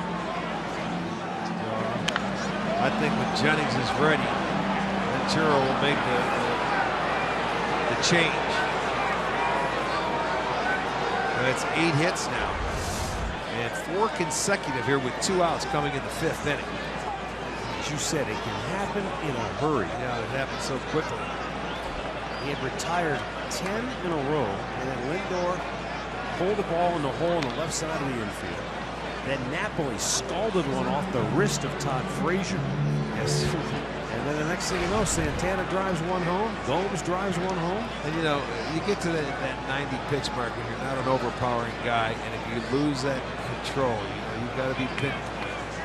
It can happen in a hurry, and that's exactly what has happened to Danks here in this inning. Bird checked. He was kind of caught in between. Takes it 0-2. He's been caught in between all day. Danks has had his number. He struck him out twice. And Bird is a good fastball hitter. But John Danks has had him off balance. Second and third, 2 down, 0-2 pitch. And just missed inside. You see the snow flurries have picked up again.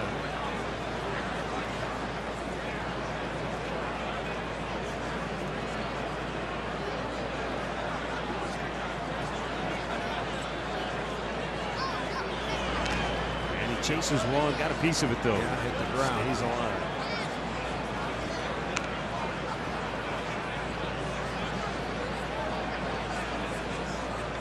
As cold as this air feels right now, we could be here in July or August and we'd kill for a breeze this cold. No, I wouldn't.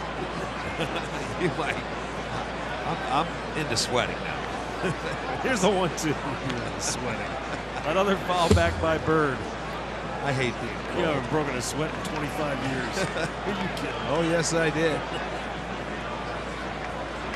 Yeah, the winter gear. It's out in full force. Yeah, no doubt. I mean, it's getting cooler. It's what, 5 o'clock here in Chicago. They might as well turn that temperature reading off. I'm going to 43 degrees. No, that's stuck. I'm telling you, it's stuck or it's broke. Don't believe it. How about 39? Okay, I'll buy that.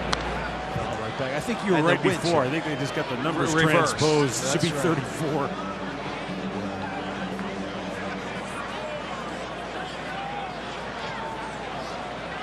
I know technically it doesn't have to be below freezing for it to be snowing, but general rule of thumb, if it's white stuff flying in the air, it's 32 or below.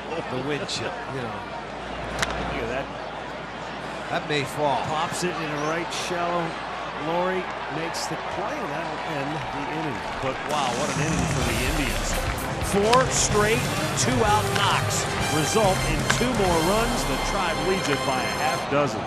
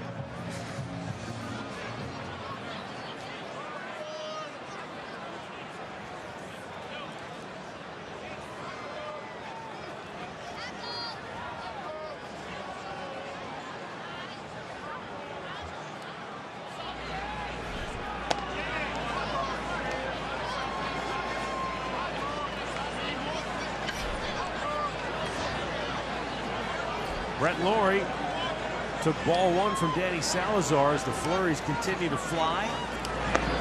And a fastball in there for a strike. Brett Lawrie went down swinging in the second inning.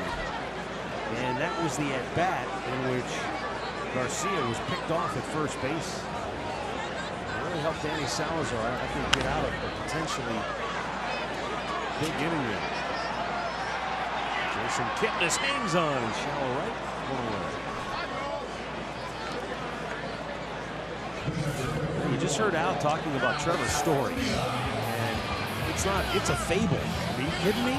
Well, this is 4 home runs in his first 3 career games. 23-year-old. We heard a lot about him in spring. He is, you know, had a very good spring, but what a start he got off to. And you wonder why they traded Troy Tulowitzki? There you have it.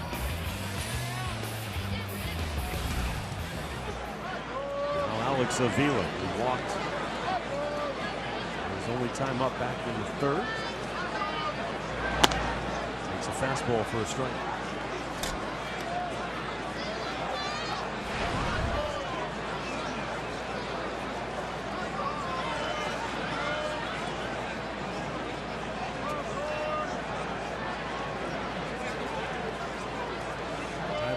Seeing those white snowflakes going at me, I want to hit something white. He's swinging at the snow.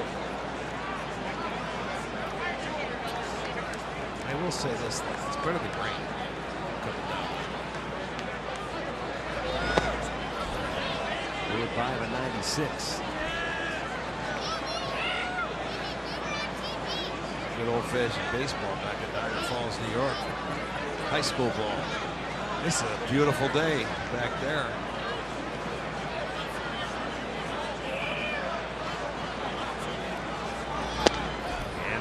Just overmatched him with that fastball. Half dozen strikeouts for Salazar, 2 down in the 5th. April in Ohio continues tomorrow afternoon here in Chicago against the White Sox. Alan Jensen start our coverage at 1:30. We'll have the first pitch at 2 right here on Sports Time Ohio. April in the OHIO presented by Meyer. Austin Jackson flied out in the 3rd. That's with 2 down and the bases empty here in the 5th.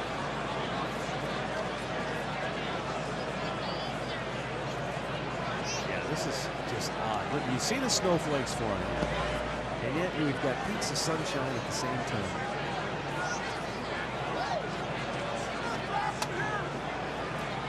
It's just been an odd day. Pitch number 80 for Danny coming up.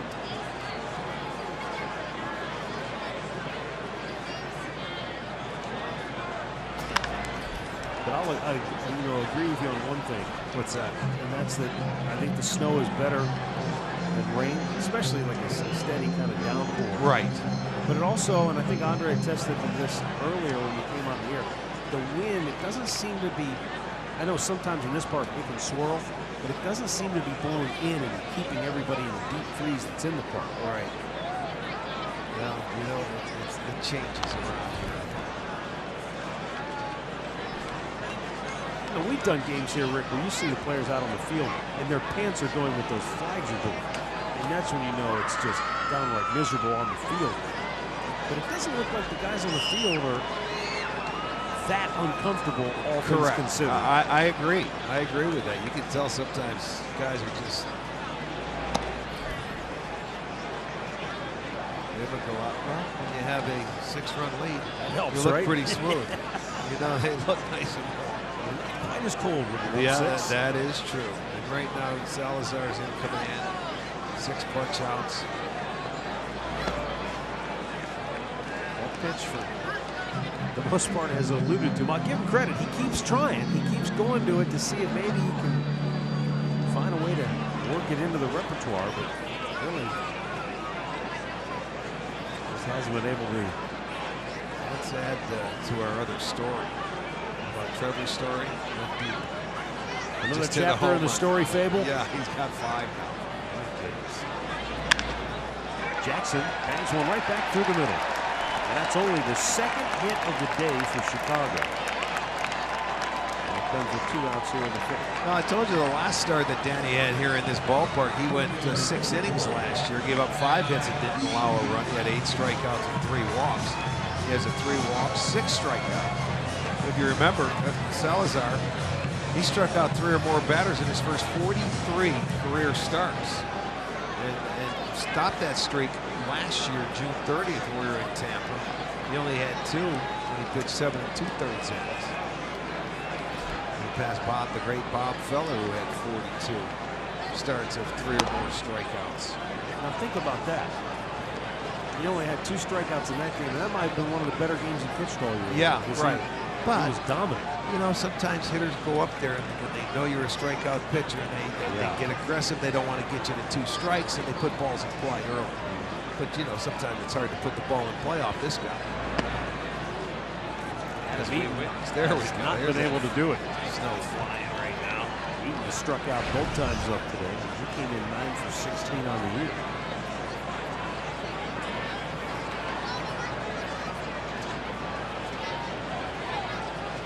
This looks like it's more of a Bears-Browns game. Fly ball to center field.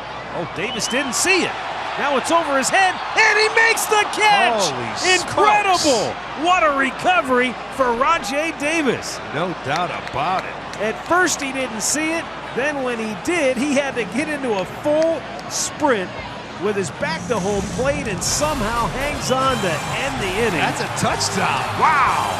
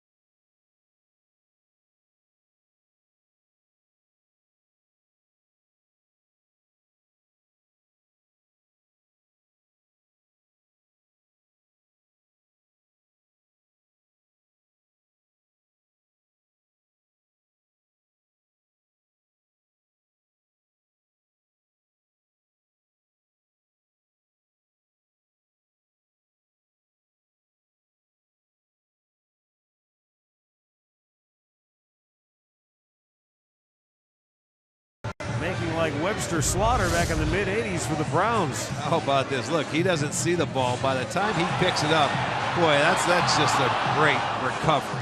Quick, the footwork was beautiful. He goes back and he ends up snagging that baseball, diving on the track. He surprised himself. Yeah, he did. And I mean, you see that smile in the dugout. That was beautiful.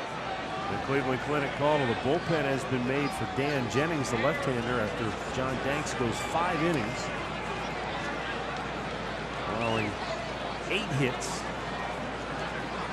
7 runs. Yeah, another rough outing for Danks against the Tribe.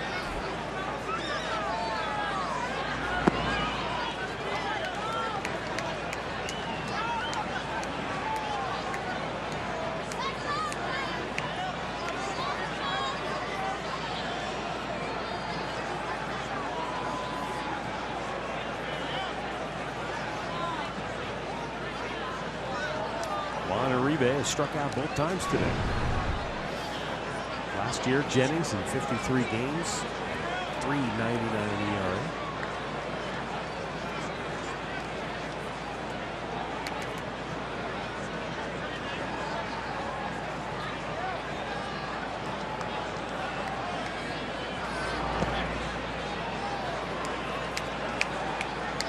chased after that one.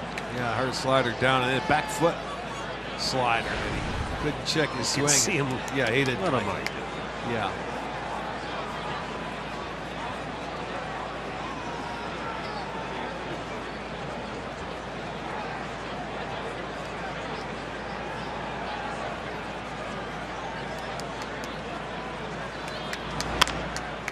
Uribe taps one towards second base.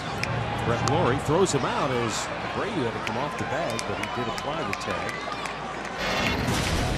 Our in-game recap brought to you by your Toyota dealers. Bases loaded. Carlos Santana scooped one out in front of the plate, and then Alex Avila sort of had a brain lock. Ended up throwing it away. 2 runs scored. Rajay Davis tripled in a run in the second inning. And then the Indians with 4 consecutive 2-out hits in the 5th, tacking on 2 more runs. That's a 7-1 lead as Danny Salazar has made it stand up so far today. Jose Ramirez doubled and scored in that second inning. Find out his last time up.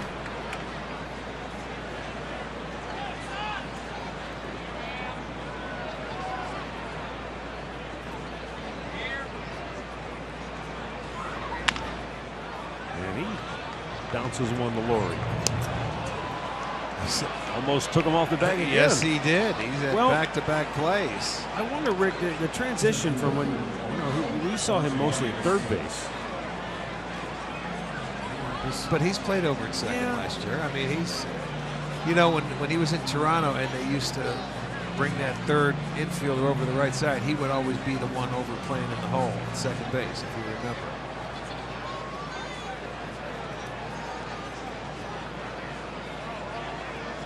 Rajay Davis made that terrific catch in center field in the inning. But back in the second inning, he tripled over the head of Chicago center fielder Austin Jackson.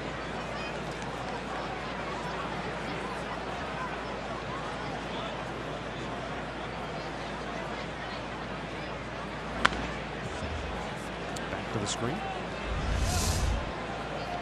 With the snowflakes flying, Davis goes back. The key to that was he took his eye off the ball and put his head down. It took about 3 good steps to get his momentum going that way. He turned around and picked up the baseball, and it was right where he was headed.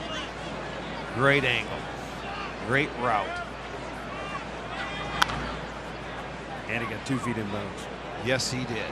He got them both in.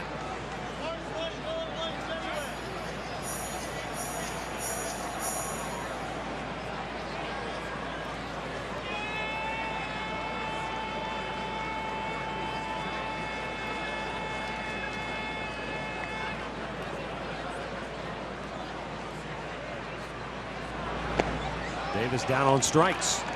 And Jennings works a 1-2-3 6th inning. Indians lead it 7-1.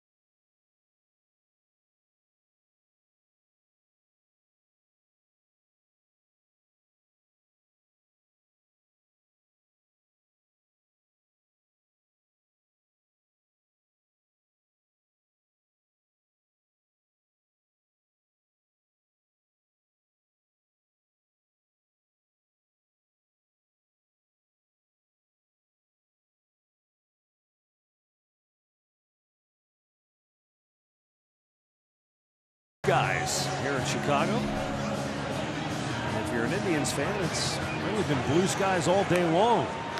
The way this game started out, Trot jumped on the White Sox for 3 in the first, and they have not looked back. Bottom of the 6th, it'll be Jimmy Rollins, Jose Abreu, and Todd Frazier. As Danny Salazar goes to work just shy of 90 pitches on the day, but the Indians bullpen is active. I believe it's Jeff Manship who's getting loose for Cleveland. Jimmy Rollins grounded out in the first, grounded out in the third.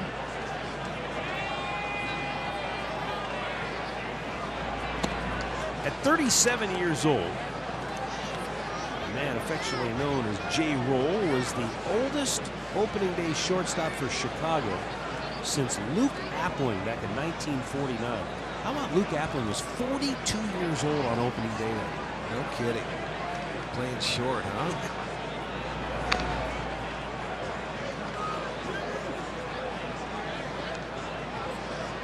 Testament, though, to a guy like Appling and Rollins, and even Omar Vizquel. I mean, to keep yourself in that good a shape to be able to play in the middle of the diamond for as long as those guys did. Yeah, on a daily basis, not an easy thing to do.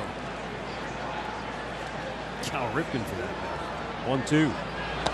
Swung on and missed. 95-mile-an-hour fastball blew it by him. Strikeout number 7 for Salazar. Yeah, he's going to elevate the fastball here. A belt above, it's letter high. You're not going to catch up to that. You'd be very lucky to even foul it off. You can see that ball was way by him. So he'll go down as strikeout victim number 7 for Salazar. And up comes Jose Abreu, who is 0 for 2 on the day. Struck out, grounded out.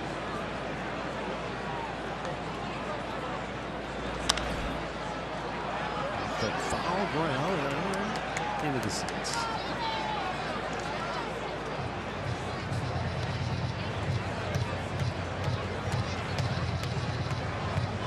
Sold out crowd here at U.S. Cellular Field. Even despite the frigid temperatures and the slushy mix of snow and rain we had earlier, they were out in full force. I was going to say, this isn't a day where if you're a fan, you go after the foul ball. You wait till it stops rolling. Let it hit, and then when it's done, go pick it up. Well, you don't want to try and catch it. Some folks might be frozen to their seats. They couldn't get up and go after it if they wanted to. The heavy blankets, the coats.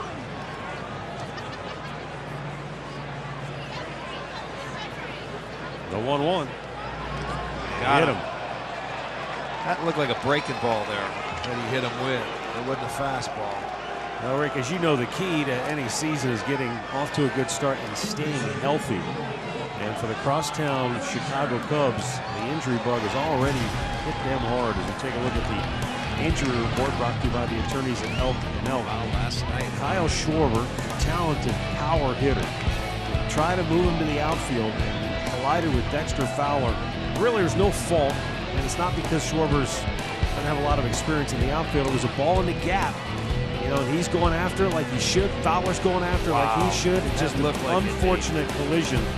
And then the news today, after Schwarber had to be carted off, so you knew it wasn't good. Yeah, they said then the news today, ACL and LCL.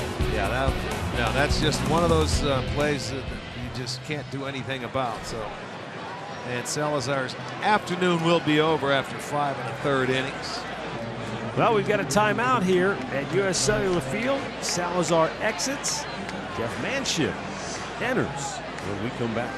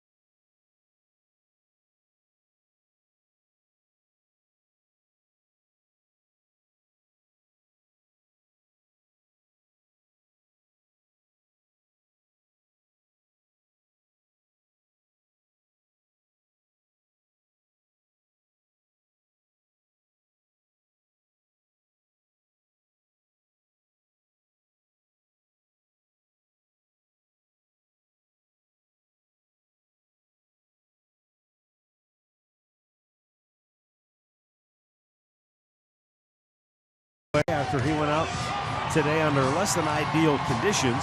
He went 5 1/3, struck out 7, and 3 walks. The only run came on a solo homer by Todd Frazier in the 4th. The pitch he hit Abreu on, it's the same pitch he's had trouble with all day, that off-speed pitch. Most of them he yanked in the crossbody. That time he cut under it. Nicked Abreu on the elbow, so his day's over. Jeff Manship comes on after he worked a scoreless inning against the Red Sox on Tuesday. Todd Frazier is the batter. He ends up 7-1. And Trevor Bauer is now getting loose in the Cleveland bullpen.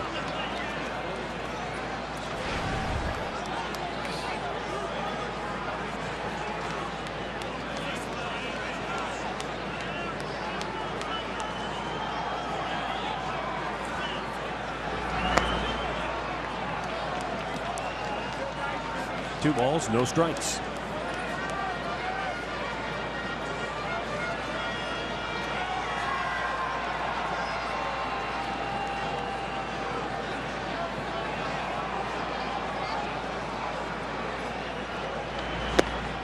You know, Rick, it wasn't all that long ago. I'm looking at Todd Frazier and I'm thinking back to might have been Terry Francona's first year with the Indians in 2013 when the Tribe was looking for a right-handed bat to kind of help out the lineup, and they had their sights set on Kevin Youkilis. I think he was a free agent at that time.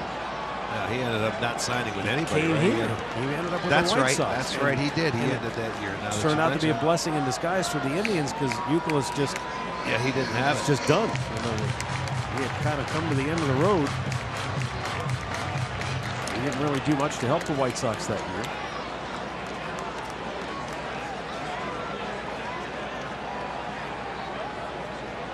Three-one pitch. And it's low, ball 4. Down to Andre. You know, talking about Frazier and the type of player he is, I was talking to Terry Francona earlier today. He said, with what Abreu has done the first 2 years without having a guy really behind him, he thinks that Frazier is a bona fide star that's going to make this Sox lineup one of the toughest in the American League. He said he truly believes it because with Frazier's power, you're not going to be able to pitch around either one of them when the games get tight.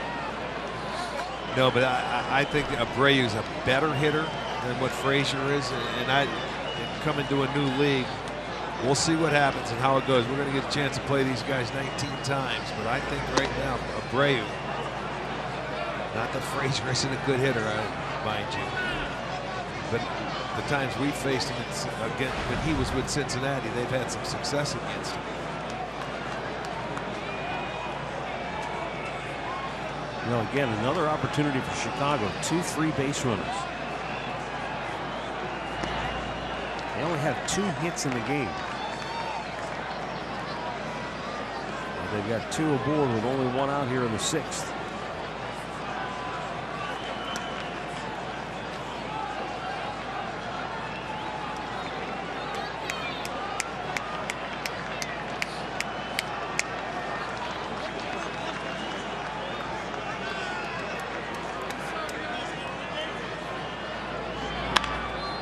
Ball on Lindor. He goes to Kipnis for 1 on the first. Napoli comes off. Did he get the tag on? He's out at first. What a heads-up play by Napoli to get back to the bag and apply the tag, and that will end the inning. Maybe. We'll see if Robin Ventura offers any kind of a challenge. He's pointing in that direction like he may want to. Let's see. I think Napoli's there first, don't you think? I don't know. I was watching Ventura. I wasn't watching the replay. It's a routine play. Kipnis brings him off the bag, but a really heads-up play by Napoli to get down there. Can't tell from that angle. Yeah, Robin says no challenge, so it will be inning over. Wow, it's close. Cabrera never touched first base, so he had to go back and tag it, and that's when Napoli realized it, so he dove, beat him to the bag, and the Indians still lead it by 6.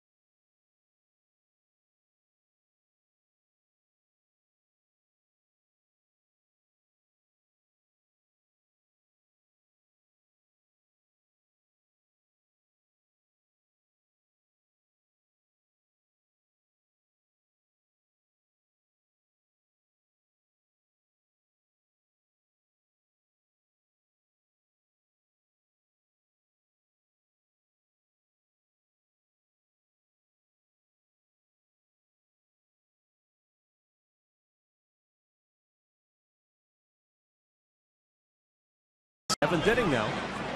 Jason Kipnis, Francisco Lindor, and Mike Napoli duo. Dan Jennings worked a 1-2-3 6th inning, stays on to start the 7th. It's outside for ball 1.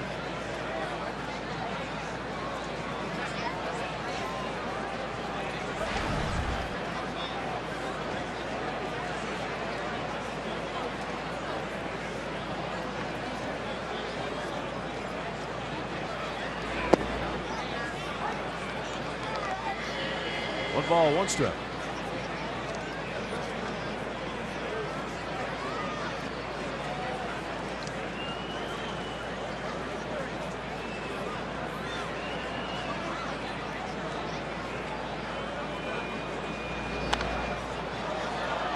Foul back, breaking ball there. Get check back to make sure it was a strike, but I think he had a pretty good pitch to hit.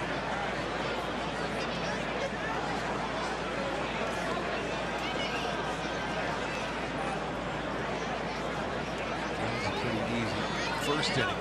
Couple of groundouts in the second and a strikeout. Well, this is a guy in Dan Jennings that's quietly sort of become one of the better setup, well, I don't want to call him setup, but better left-handed relievers in the American League. Let's put it that way. He had a 1.39 ERA over his last 30 appearances last season. Got off to a slow start, but second best among relievers in the second half last year.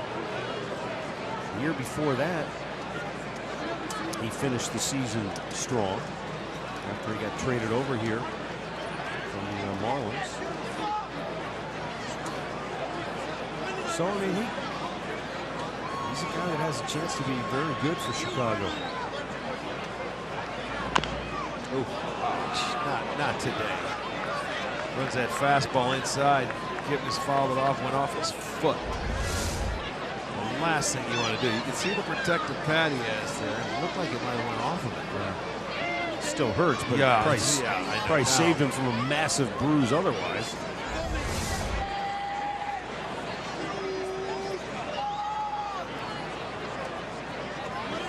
Is that a shot at the Cubs? That little advertisement there in the back there? Stuart Ivy. That's very good. 2-2. And he tied him up. Good pitch. Second strikeout for Jennings. 1-0. Well, season tickets offer the best perks, including savings and access to Tribe Rewards. Today's Tribe Rewards TV code is Tito. You can visit Indians.com season tickets for complete details. Francisco Lindor is 2 out of 3 on the day. A couple of singles, a couple of runs scored.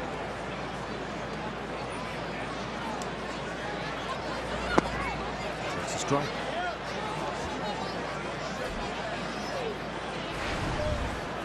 Tigers shut out the Yankees earlier today 4-0 in Detroit. And the Mets beat up the Phillies 7-2. What was Zimmerman's first start for the Tigers? Going up against the Yankees. And the Yankees were swinging the bats. At least they did against Houston in that series. And I think Zimmerman only gave up a couple of hits in 7 innings. So a very good debut for him coming into the American League and with his new team, the Tigers.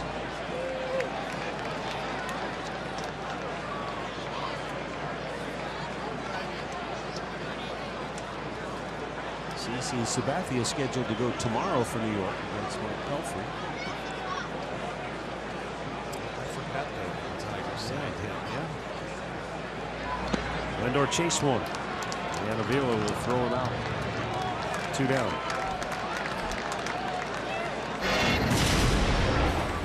Now, Mike Napoli, if you missed it right before the ball game, we had a little bit of a delay, so we played our conversation with Mike from spring training, and I talked to him about how much pride he takes in playing defense, being a complete player, not just a guy who can swing the bat. Because how many times have we seen those guys? So and so is a bat, he's but kind of a one-dimensional player. Napoli takes a lot of pride in being somebody who go out there and play every day, both sides of the ball. Well, all things considered, he was a catcher when he came up, and he was moved over to first base. And, you know, that takes a lot of work. It's not an easy position to play. People may think it is. But he's worked very hard, and he's made himself a very good first baseman. He showed it today, but not only today, he showed it in the last few years. And he told me that he's pretty much retired the catcher's gear. I don't blame him. Why would you ever want to get back there with that stuff on? Yeah, the other thing he had to deal with was sleep apnea. Right. To the point where, I mean, he wasn't sleeping. It was really becoming a problem for him. And he's got that cleared up, so he said, I just feel like normal again finally. 2-0 pitch, in for a strike. And that's one of the reasons why this was an opportunity he wanted to pursue in Cleveland, because it was an opportunity to play every day, not somebody that was looking for a role guy or something of that nature. Well, what it does, him playing first base every day allows Santana to DH. You know, and not that Santana won't play first base, but this is going to be your primary guy at that position. Well, Carlos wasn't thrilled about it, but, you know, Terry and the staff, they explained it to him. Look, we have to go with the best player at first base defensively. And, you know, that it was clear that Napoli was that guy. And the defense improved last year after you brought up Lindor. And the left side of that infield over there, it started to sharpen it up, and Santana was the weak link at first. Lowry's throw is low, but nicely dug out by Abreu, and the Indians go 1-2-3. Stretch time in Chicago, 7-1 Cleveland.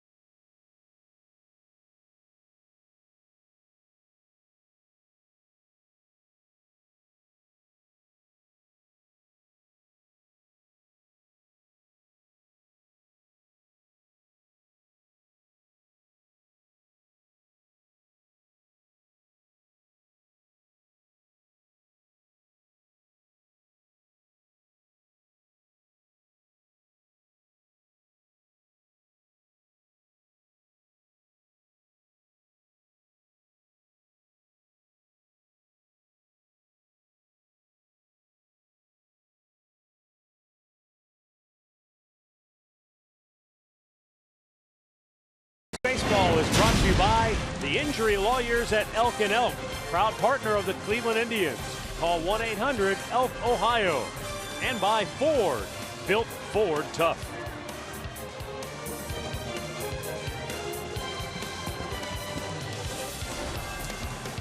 Well, back to the bottom half of the 7th inning.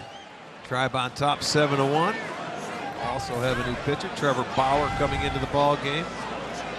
His second appearance, went in the inning against the Red Sox, gave up a couple of hits. Gave up a 2-run home run to Big Papi. 24 pitches on his first outing, so Manship came on, got the double play ball in 2/3 of an inning.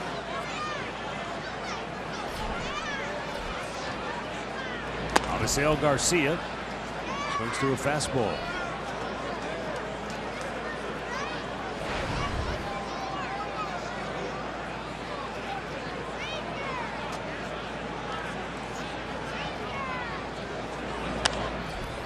Fouls that one back. It's 0-2.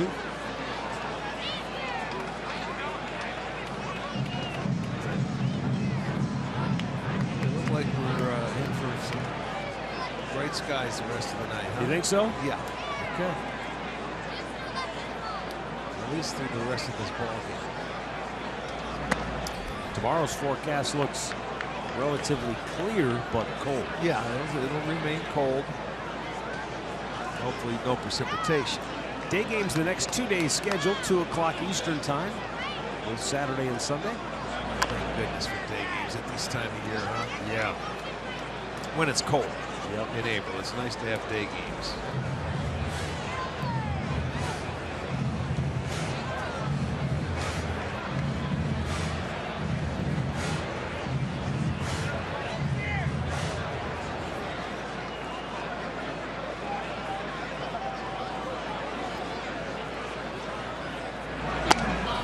Bauer blew it by him at 97 miles an hour. 8th strikeout of the day for Indians pitching. This week only, T-Mobile customers can get a free season-long subscription to MLB.tv Premium. Go to T-Mobile.com/MLB to sign up now and catch every moment on America's fastest-growing LTE network. One out for Brett Lawrie. Lawrie struck out on the second, popped up on the infield his last time up. And he swings and misses.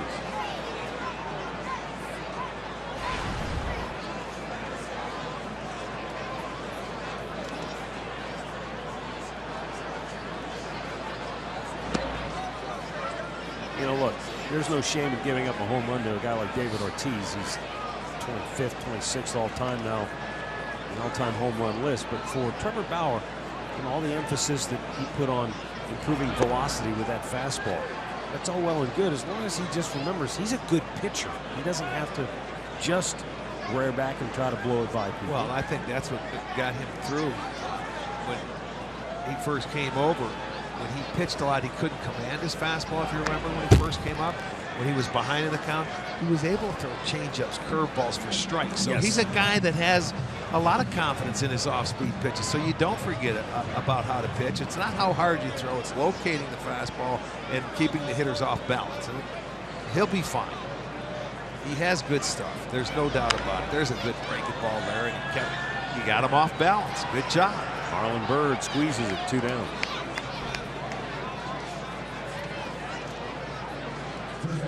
Andre, what did you take away from Trevor Bauer? I know you had conversations with him this spring as well. You know, I think he represented himself the wrong way when he brought up velocity. And I know that, you know, in talking to Mickey Callaway, he says, look, velocity has never been an issue when it comes to Trevor Bauer. And as you said, they want him to pitch. And I think there's some frustration that's come with Trevor at times when he talks to the media and he doesn't get his message out the way he wants it to, because that became the message this spring.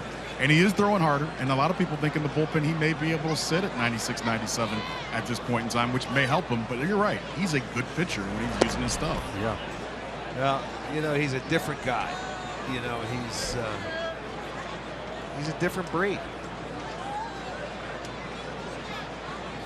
He can pitch. He has very good stuff. You're not third pick in the country or #1 draft pick for anybody if you don't have the talent to get there. Now it's just a matter of listening to some people and getting it done the right way.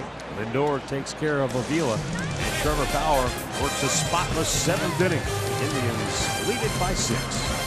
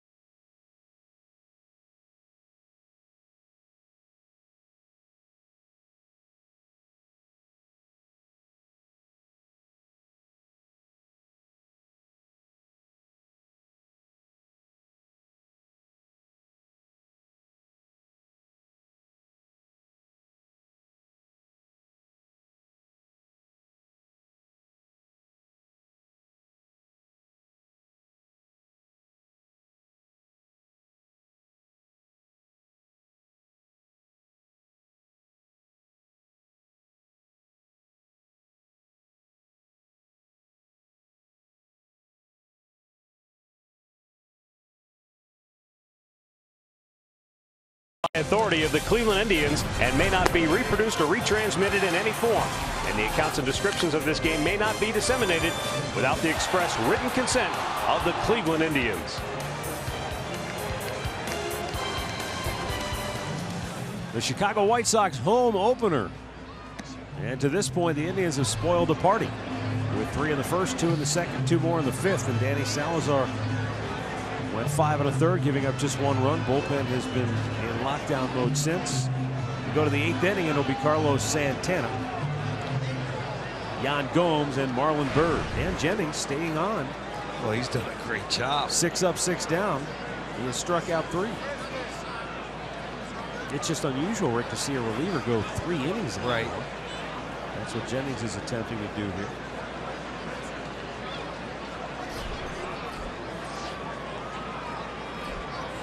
Santana, a couple of RBIs on the day. He has driven in 5 now on the year. Yeah, he had the big 2-out base hit, one of the big 2-out base hits in the 5th inning after Lindor got it started with 2 outs. Napoli finished Danks' day.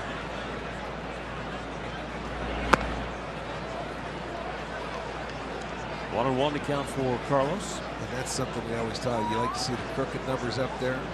The 3 in the first, 2 in the second, 2 in the 5th. Get the early lead and add on. Well, that to me is the most important thing. It's something we didn't see much of a year ago. The last couple of years for that matter. But this seems to be an offense, at least here in the early going, that has the ability to add. The other day against Boston, 4 in the first, but they added to it as the game went along.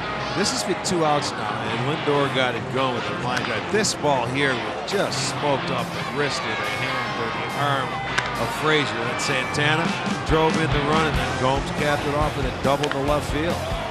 So the right-handers did some damage. And now, remember, we went in the past facing John Danks with sometimes 6, 7 left-handers. Yeah. In the past, today we had 1, and that was Kipnis. And it was a steady diet of right-handers. He ended up getting 8 hits off John Danks, scoring 7 runs. But the mistake got him going.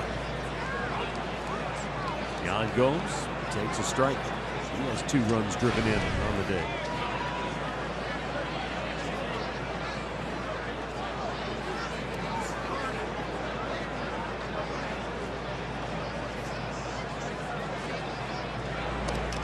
Chase that ball in the dirt. It's 0-2.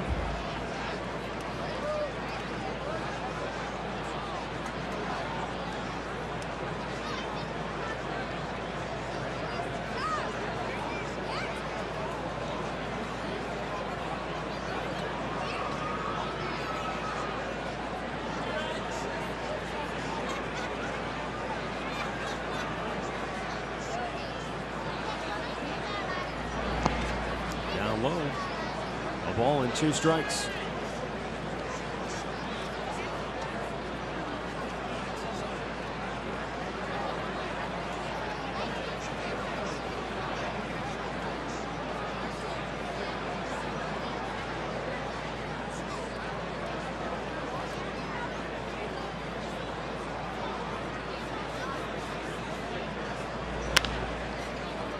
Bounces it to short.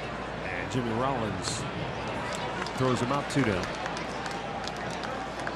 Well, a $13 district ticket presented by Sports Time Ohio is back, and it includes your first drink. Grab some friends, catch the game, come to the corner or the new drink rails out in left field. District tickets only available online. Go to Indians.com. Marlon Byrd 0 for 3 on the day.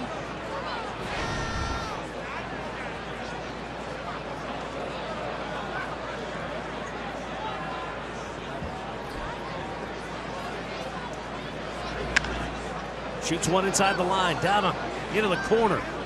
Bird's on his way to second base. And a fan reached out and touched it, so he'll stop with 2 bases. A 2-out double for Bird. Stops a string of 9 in a row retired by the White Sox pitcher. 3rd double of the afternoon for the Indians. For Bird, his first of the year, so that's nice. You stay in there. He likes that fastball. He shoots it down the right field line. It was a fastball down. And now you're going to see a pinch runner is that Colin Cowgill.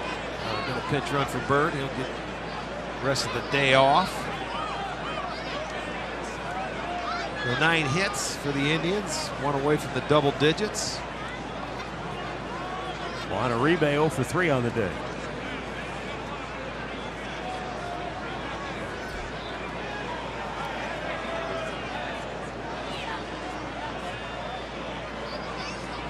Jennings has now made 35 pitches. Nobody up yet in the Chicago bullpen. Looks like maybe somebody's about to start throwing. Yeah, they'll get him up.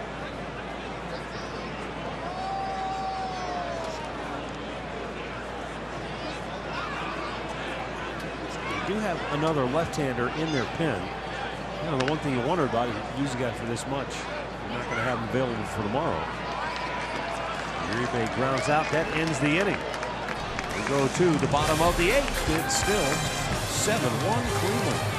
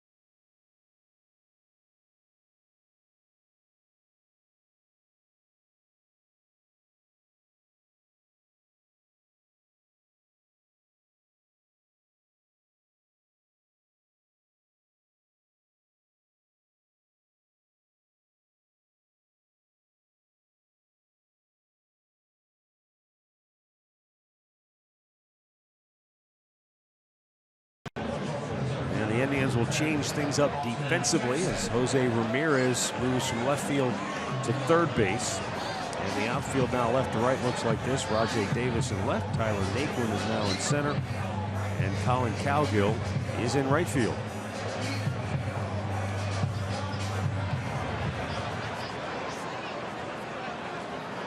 Austin Jackson, 1 out of 2 for the day, will lead it off. Trevor Bauer to 1-2-3, 7th inning. Fastball in for strike 1.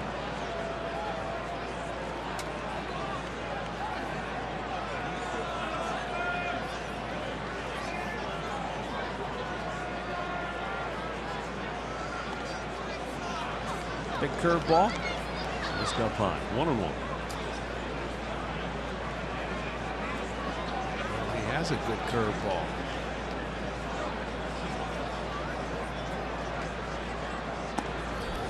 Austin Jackson has 1 of only 2 hits for the White Sox on the day. His was a 2-out single in the 5th. The only other hit was the home run hit by Todd Frazier in the 4th. Jackson lifts one in the air, left center. And Tyler Naquin makes the catch, 1 away. That was promised earlier. It's Miller time, brought to you by Miller Lite in the 5th inning. Rajay Davis going back and makes the catch. Lost the ball initially. He didn't know where it was at, but he's able to recover. And not only is that a big play in the ball game because at the end of the inning, he had a guy at first base who was running with 2 outs, would have scored, so that would have given him a run and maybe a little momentum. Love the just the smile and the run in. He was shocked he caught it. because he didn't see it going off the bat. Stayed with it, made just a beautiful catch.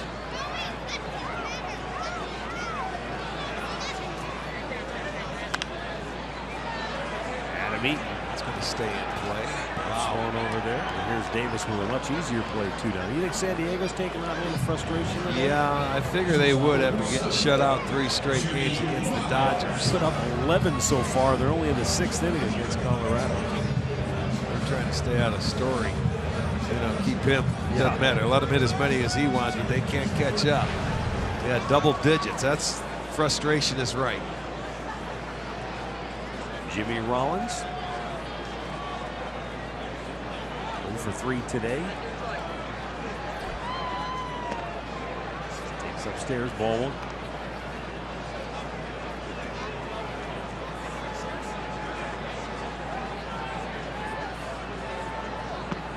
And a good pitch by Bauer. He's been featuring the fastball. And then that changeup, I mean, Rollins had no chance. Missed inside.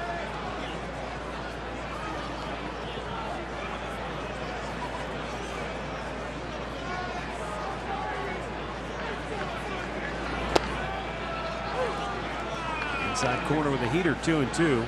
Bauer's anywhere 94, 96 with his fastball. And then go to an 87-mile-an-hour changeup. Yeah, and he's got the good curveball. He has. There you go. See you later. Changeup, nicely done. 1, 2, 3 go the White Sox in the 8th. Bauer has worked 2 perfect innings in relief and has struck out a pair.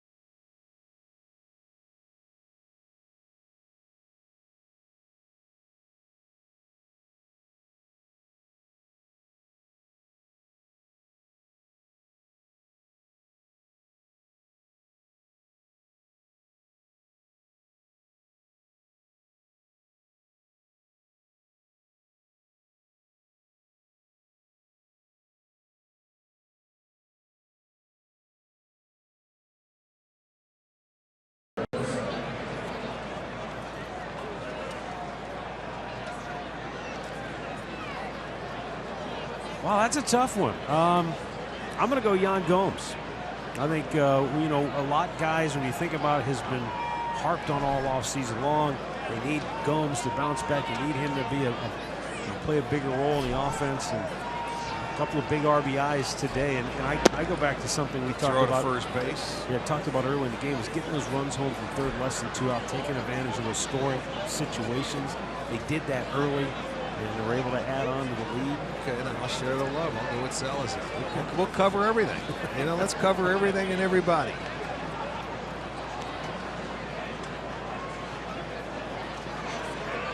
It's always nice when you can go out on the road as a pitcher and you've got a 3 spot on the board before you even throw a pitch.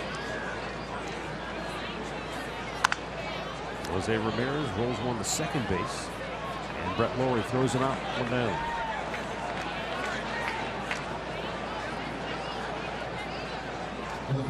Looking back at our keys to the game, brought to you by Mazda. Get Danks up in the strike zone. Well, They did a good job. they whacked him around the yard pretty good. Yeah, they did a nice job of doing that. And Salazar established the fastball. He was able to establish his fastball. Had trouble with some of the off-speed pitches, but when you've got as good a fastball as he does. But he was 95 plus. You know, he had some up to bunch. 97, 98. Right, we tracked it over the first 60 pitches. He had about 45, 46 fastballs at 95 plus. Rajay Davis tripled in a run and scored in the second. Made a terrific catch in center field. We've showed that to you. Zach Putnam listens down low. Jerry Sands has come into the game. Remember Jerry? Well, he was with the Indians last year.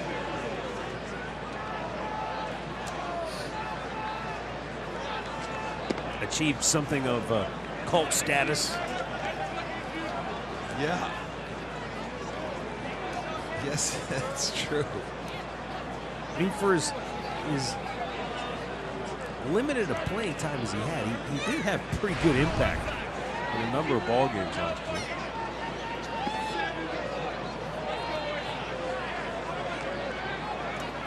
Got some power, raw power, can hit a long way.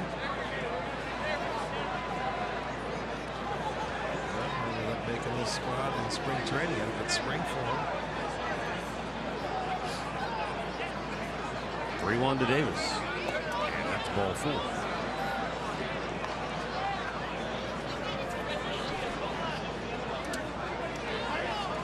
So 1-on-1 out for Jason Kipnis, who scored in the first, drove in a run in the second.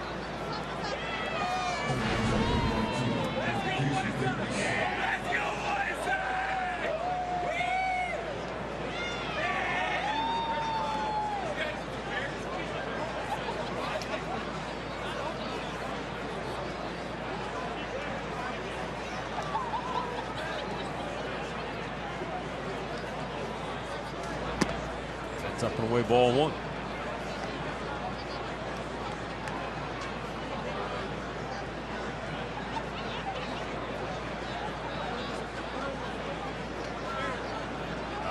We were talking about all that blue skies were going to stick around. Yeah. Starting to get a little dark again. Well, I know the game is supposed to be over by now, though. Yeah, wait 15 minutes. Right.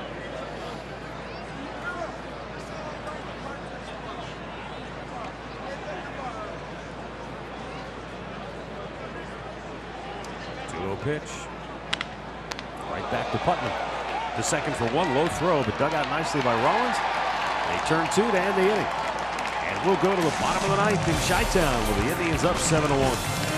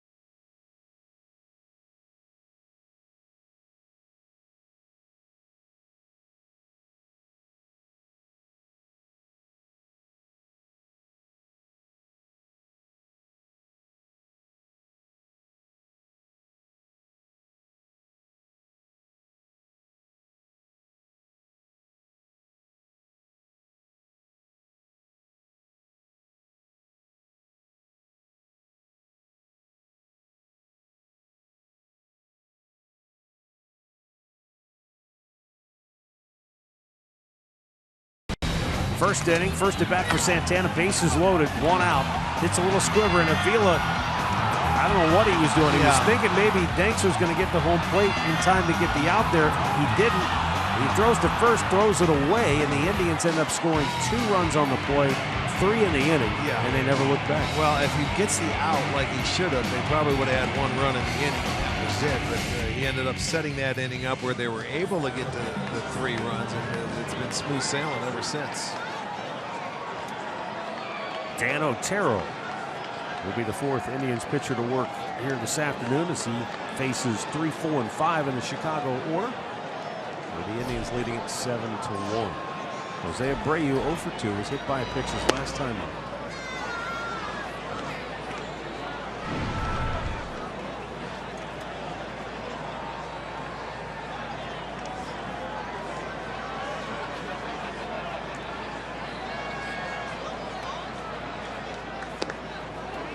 Abreu with a vicious hack came up empty. Yeah, he was trying to hit one out.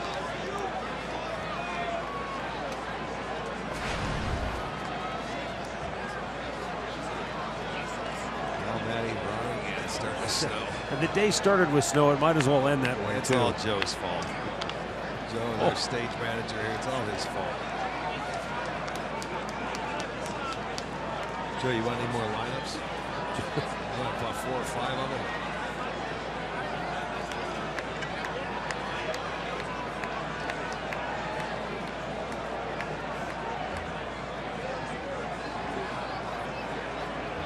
High fastball, and Abreu got on top of it. And in right field, Colin Cowgill able to track it down 1 away. Improve your game and tune into the Golf Zone. Our pro, Jimmy Hamlin, shows you terrific tips to improve your game. And he'll talk about the year's first major, the Masters. We're inside the Golf Zone with Jimmy Hamlin Sunday at 8 on Fox Sports Ohio. By then, we should have a winner. Who's the early favorite? Jordan Spieth? Well, he's leading. He's up by a shot. He's 4 under, I think, for the tournament. Frazier bangs one into center field. Murph just said the final pairing for Saturday would have Spieth and McIlroy together. Still a long way to go. I'm sure they'd love that. The crowd would love that. For the Patriots. Easy there, Ben. That's for Tommy Bowe. Let's stay out of the bunkas. No, and it wasn't Ben. It was Jack Whitaker. Jack Whitaker. Called him an angry mob, and they never invited him back. That was Ben Wright that did that. No, it was Jack Whitaker. That was a long time ago. Pretty sure. Ask Tommy. 86. Gotta take it.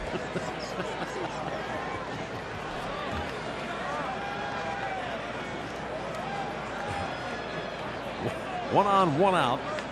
We digress. Jerry Sands gets his first at bat of the afternoon, takes low.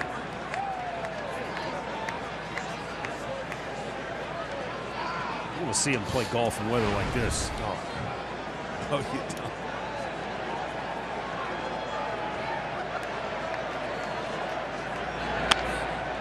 Weekly tap towards second base. Kipnis goes to Lindor for 1 on to first. It's a game-ending double play.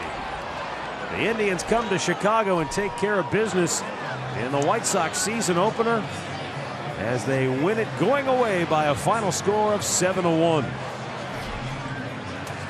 Danny Salazar gets the win. John Danks takes the loss. The Indians go to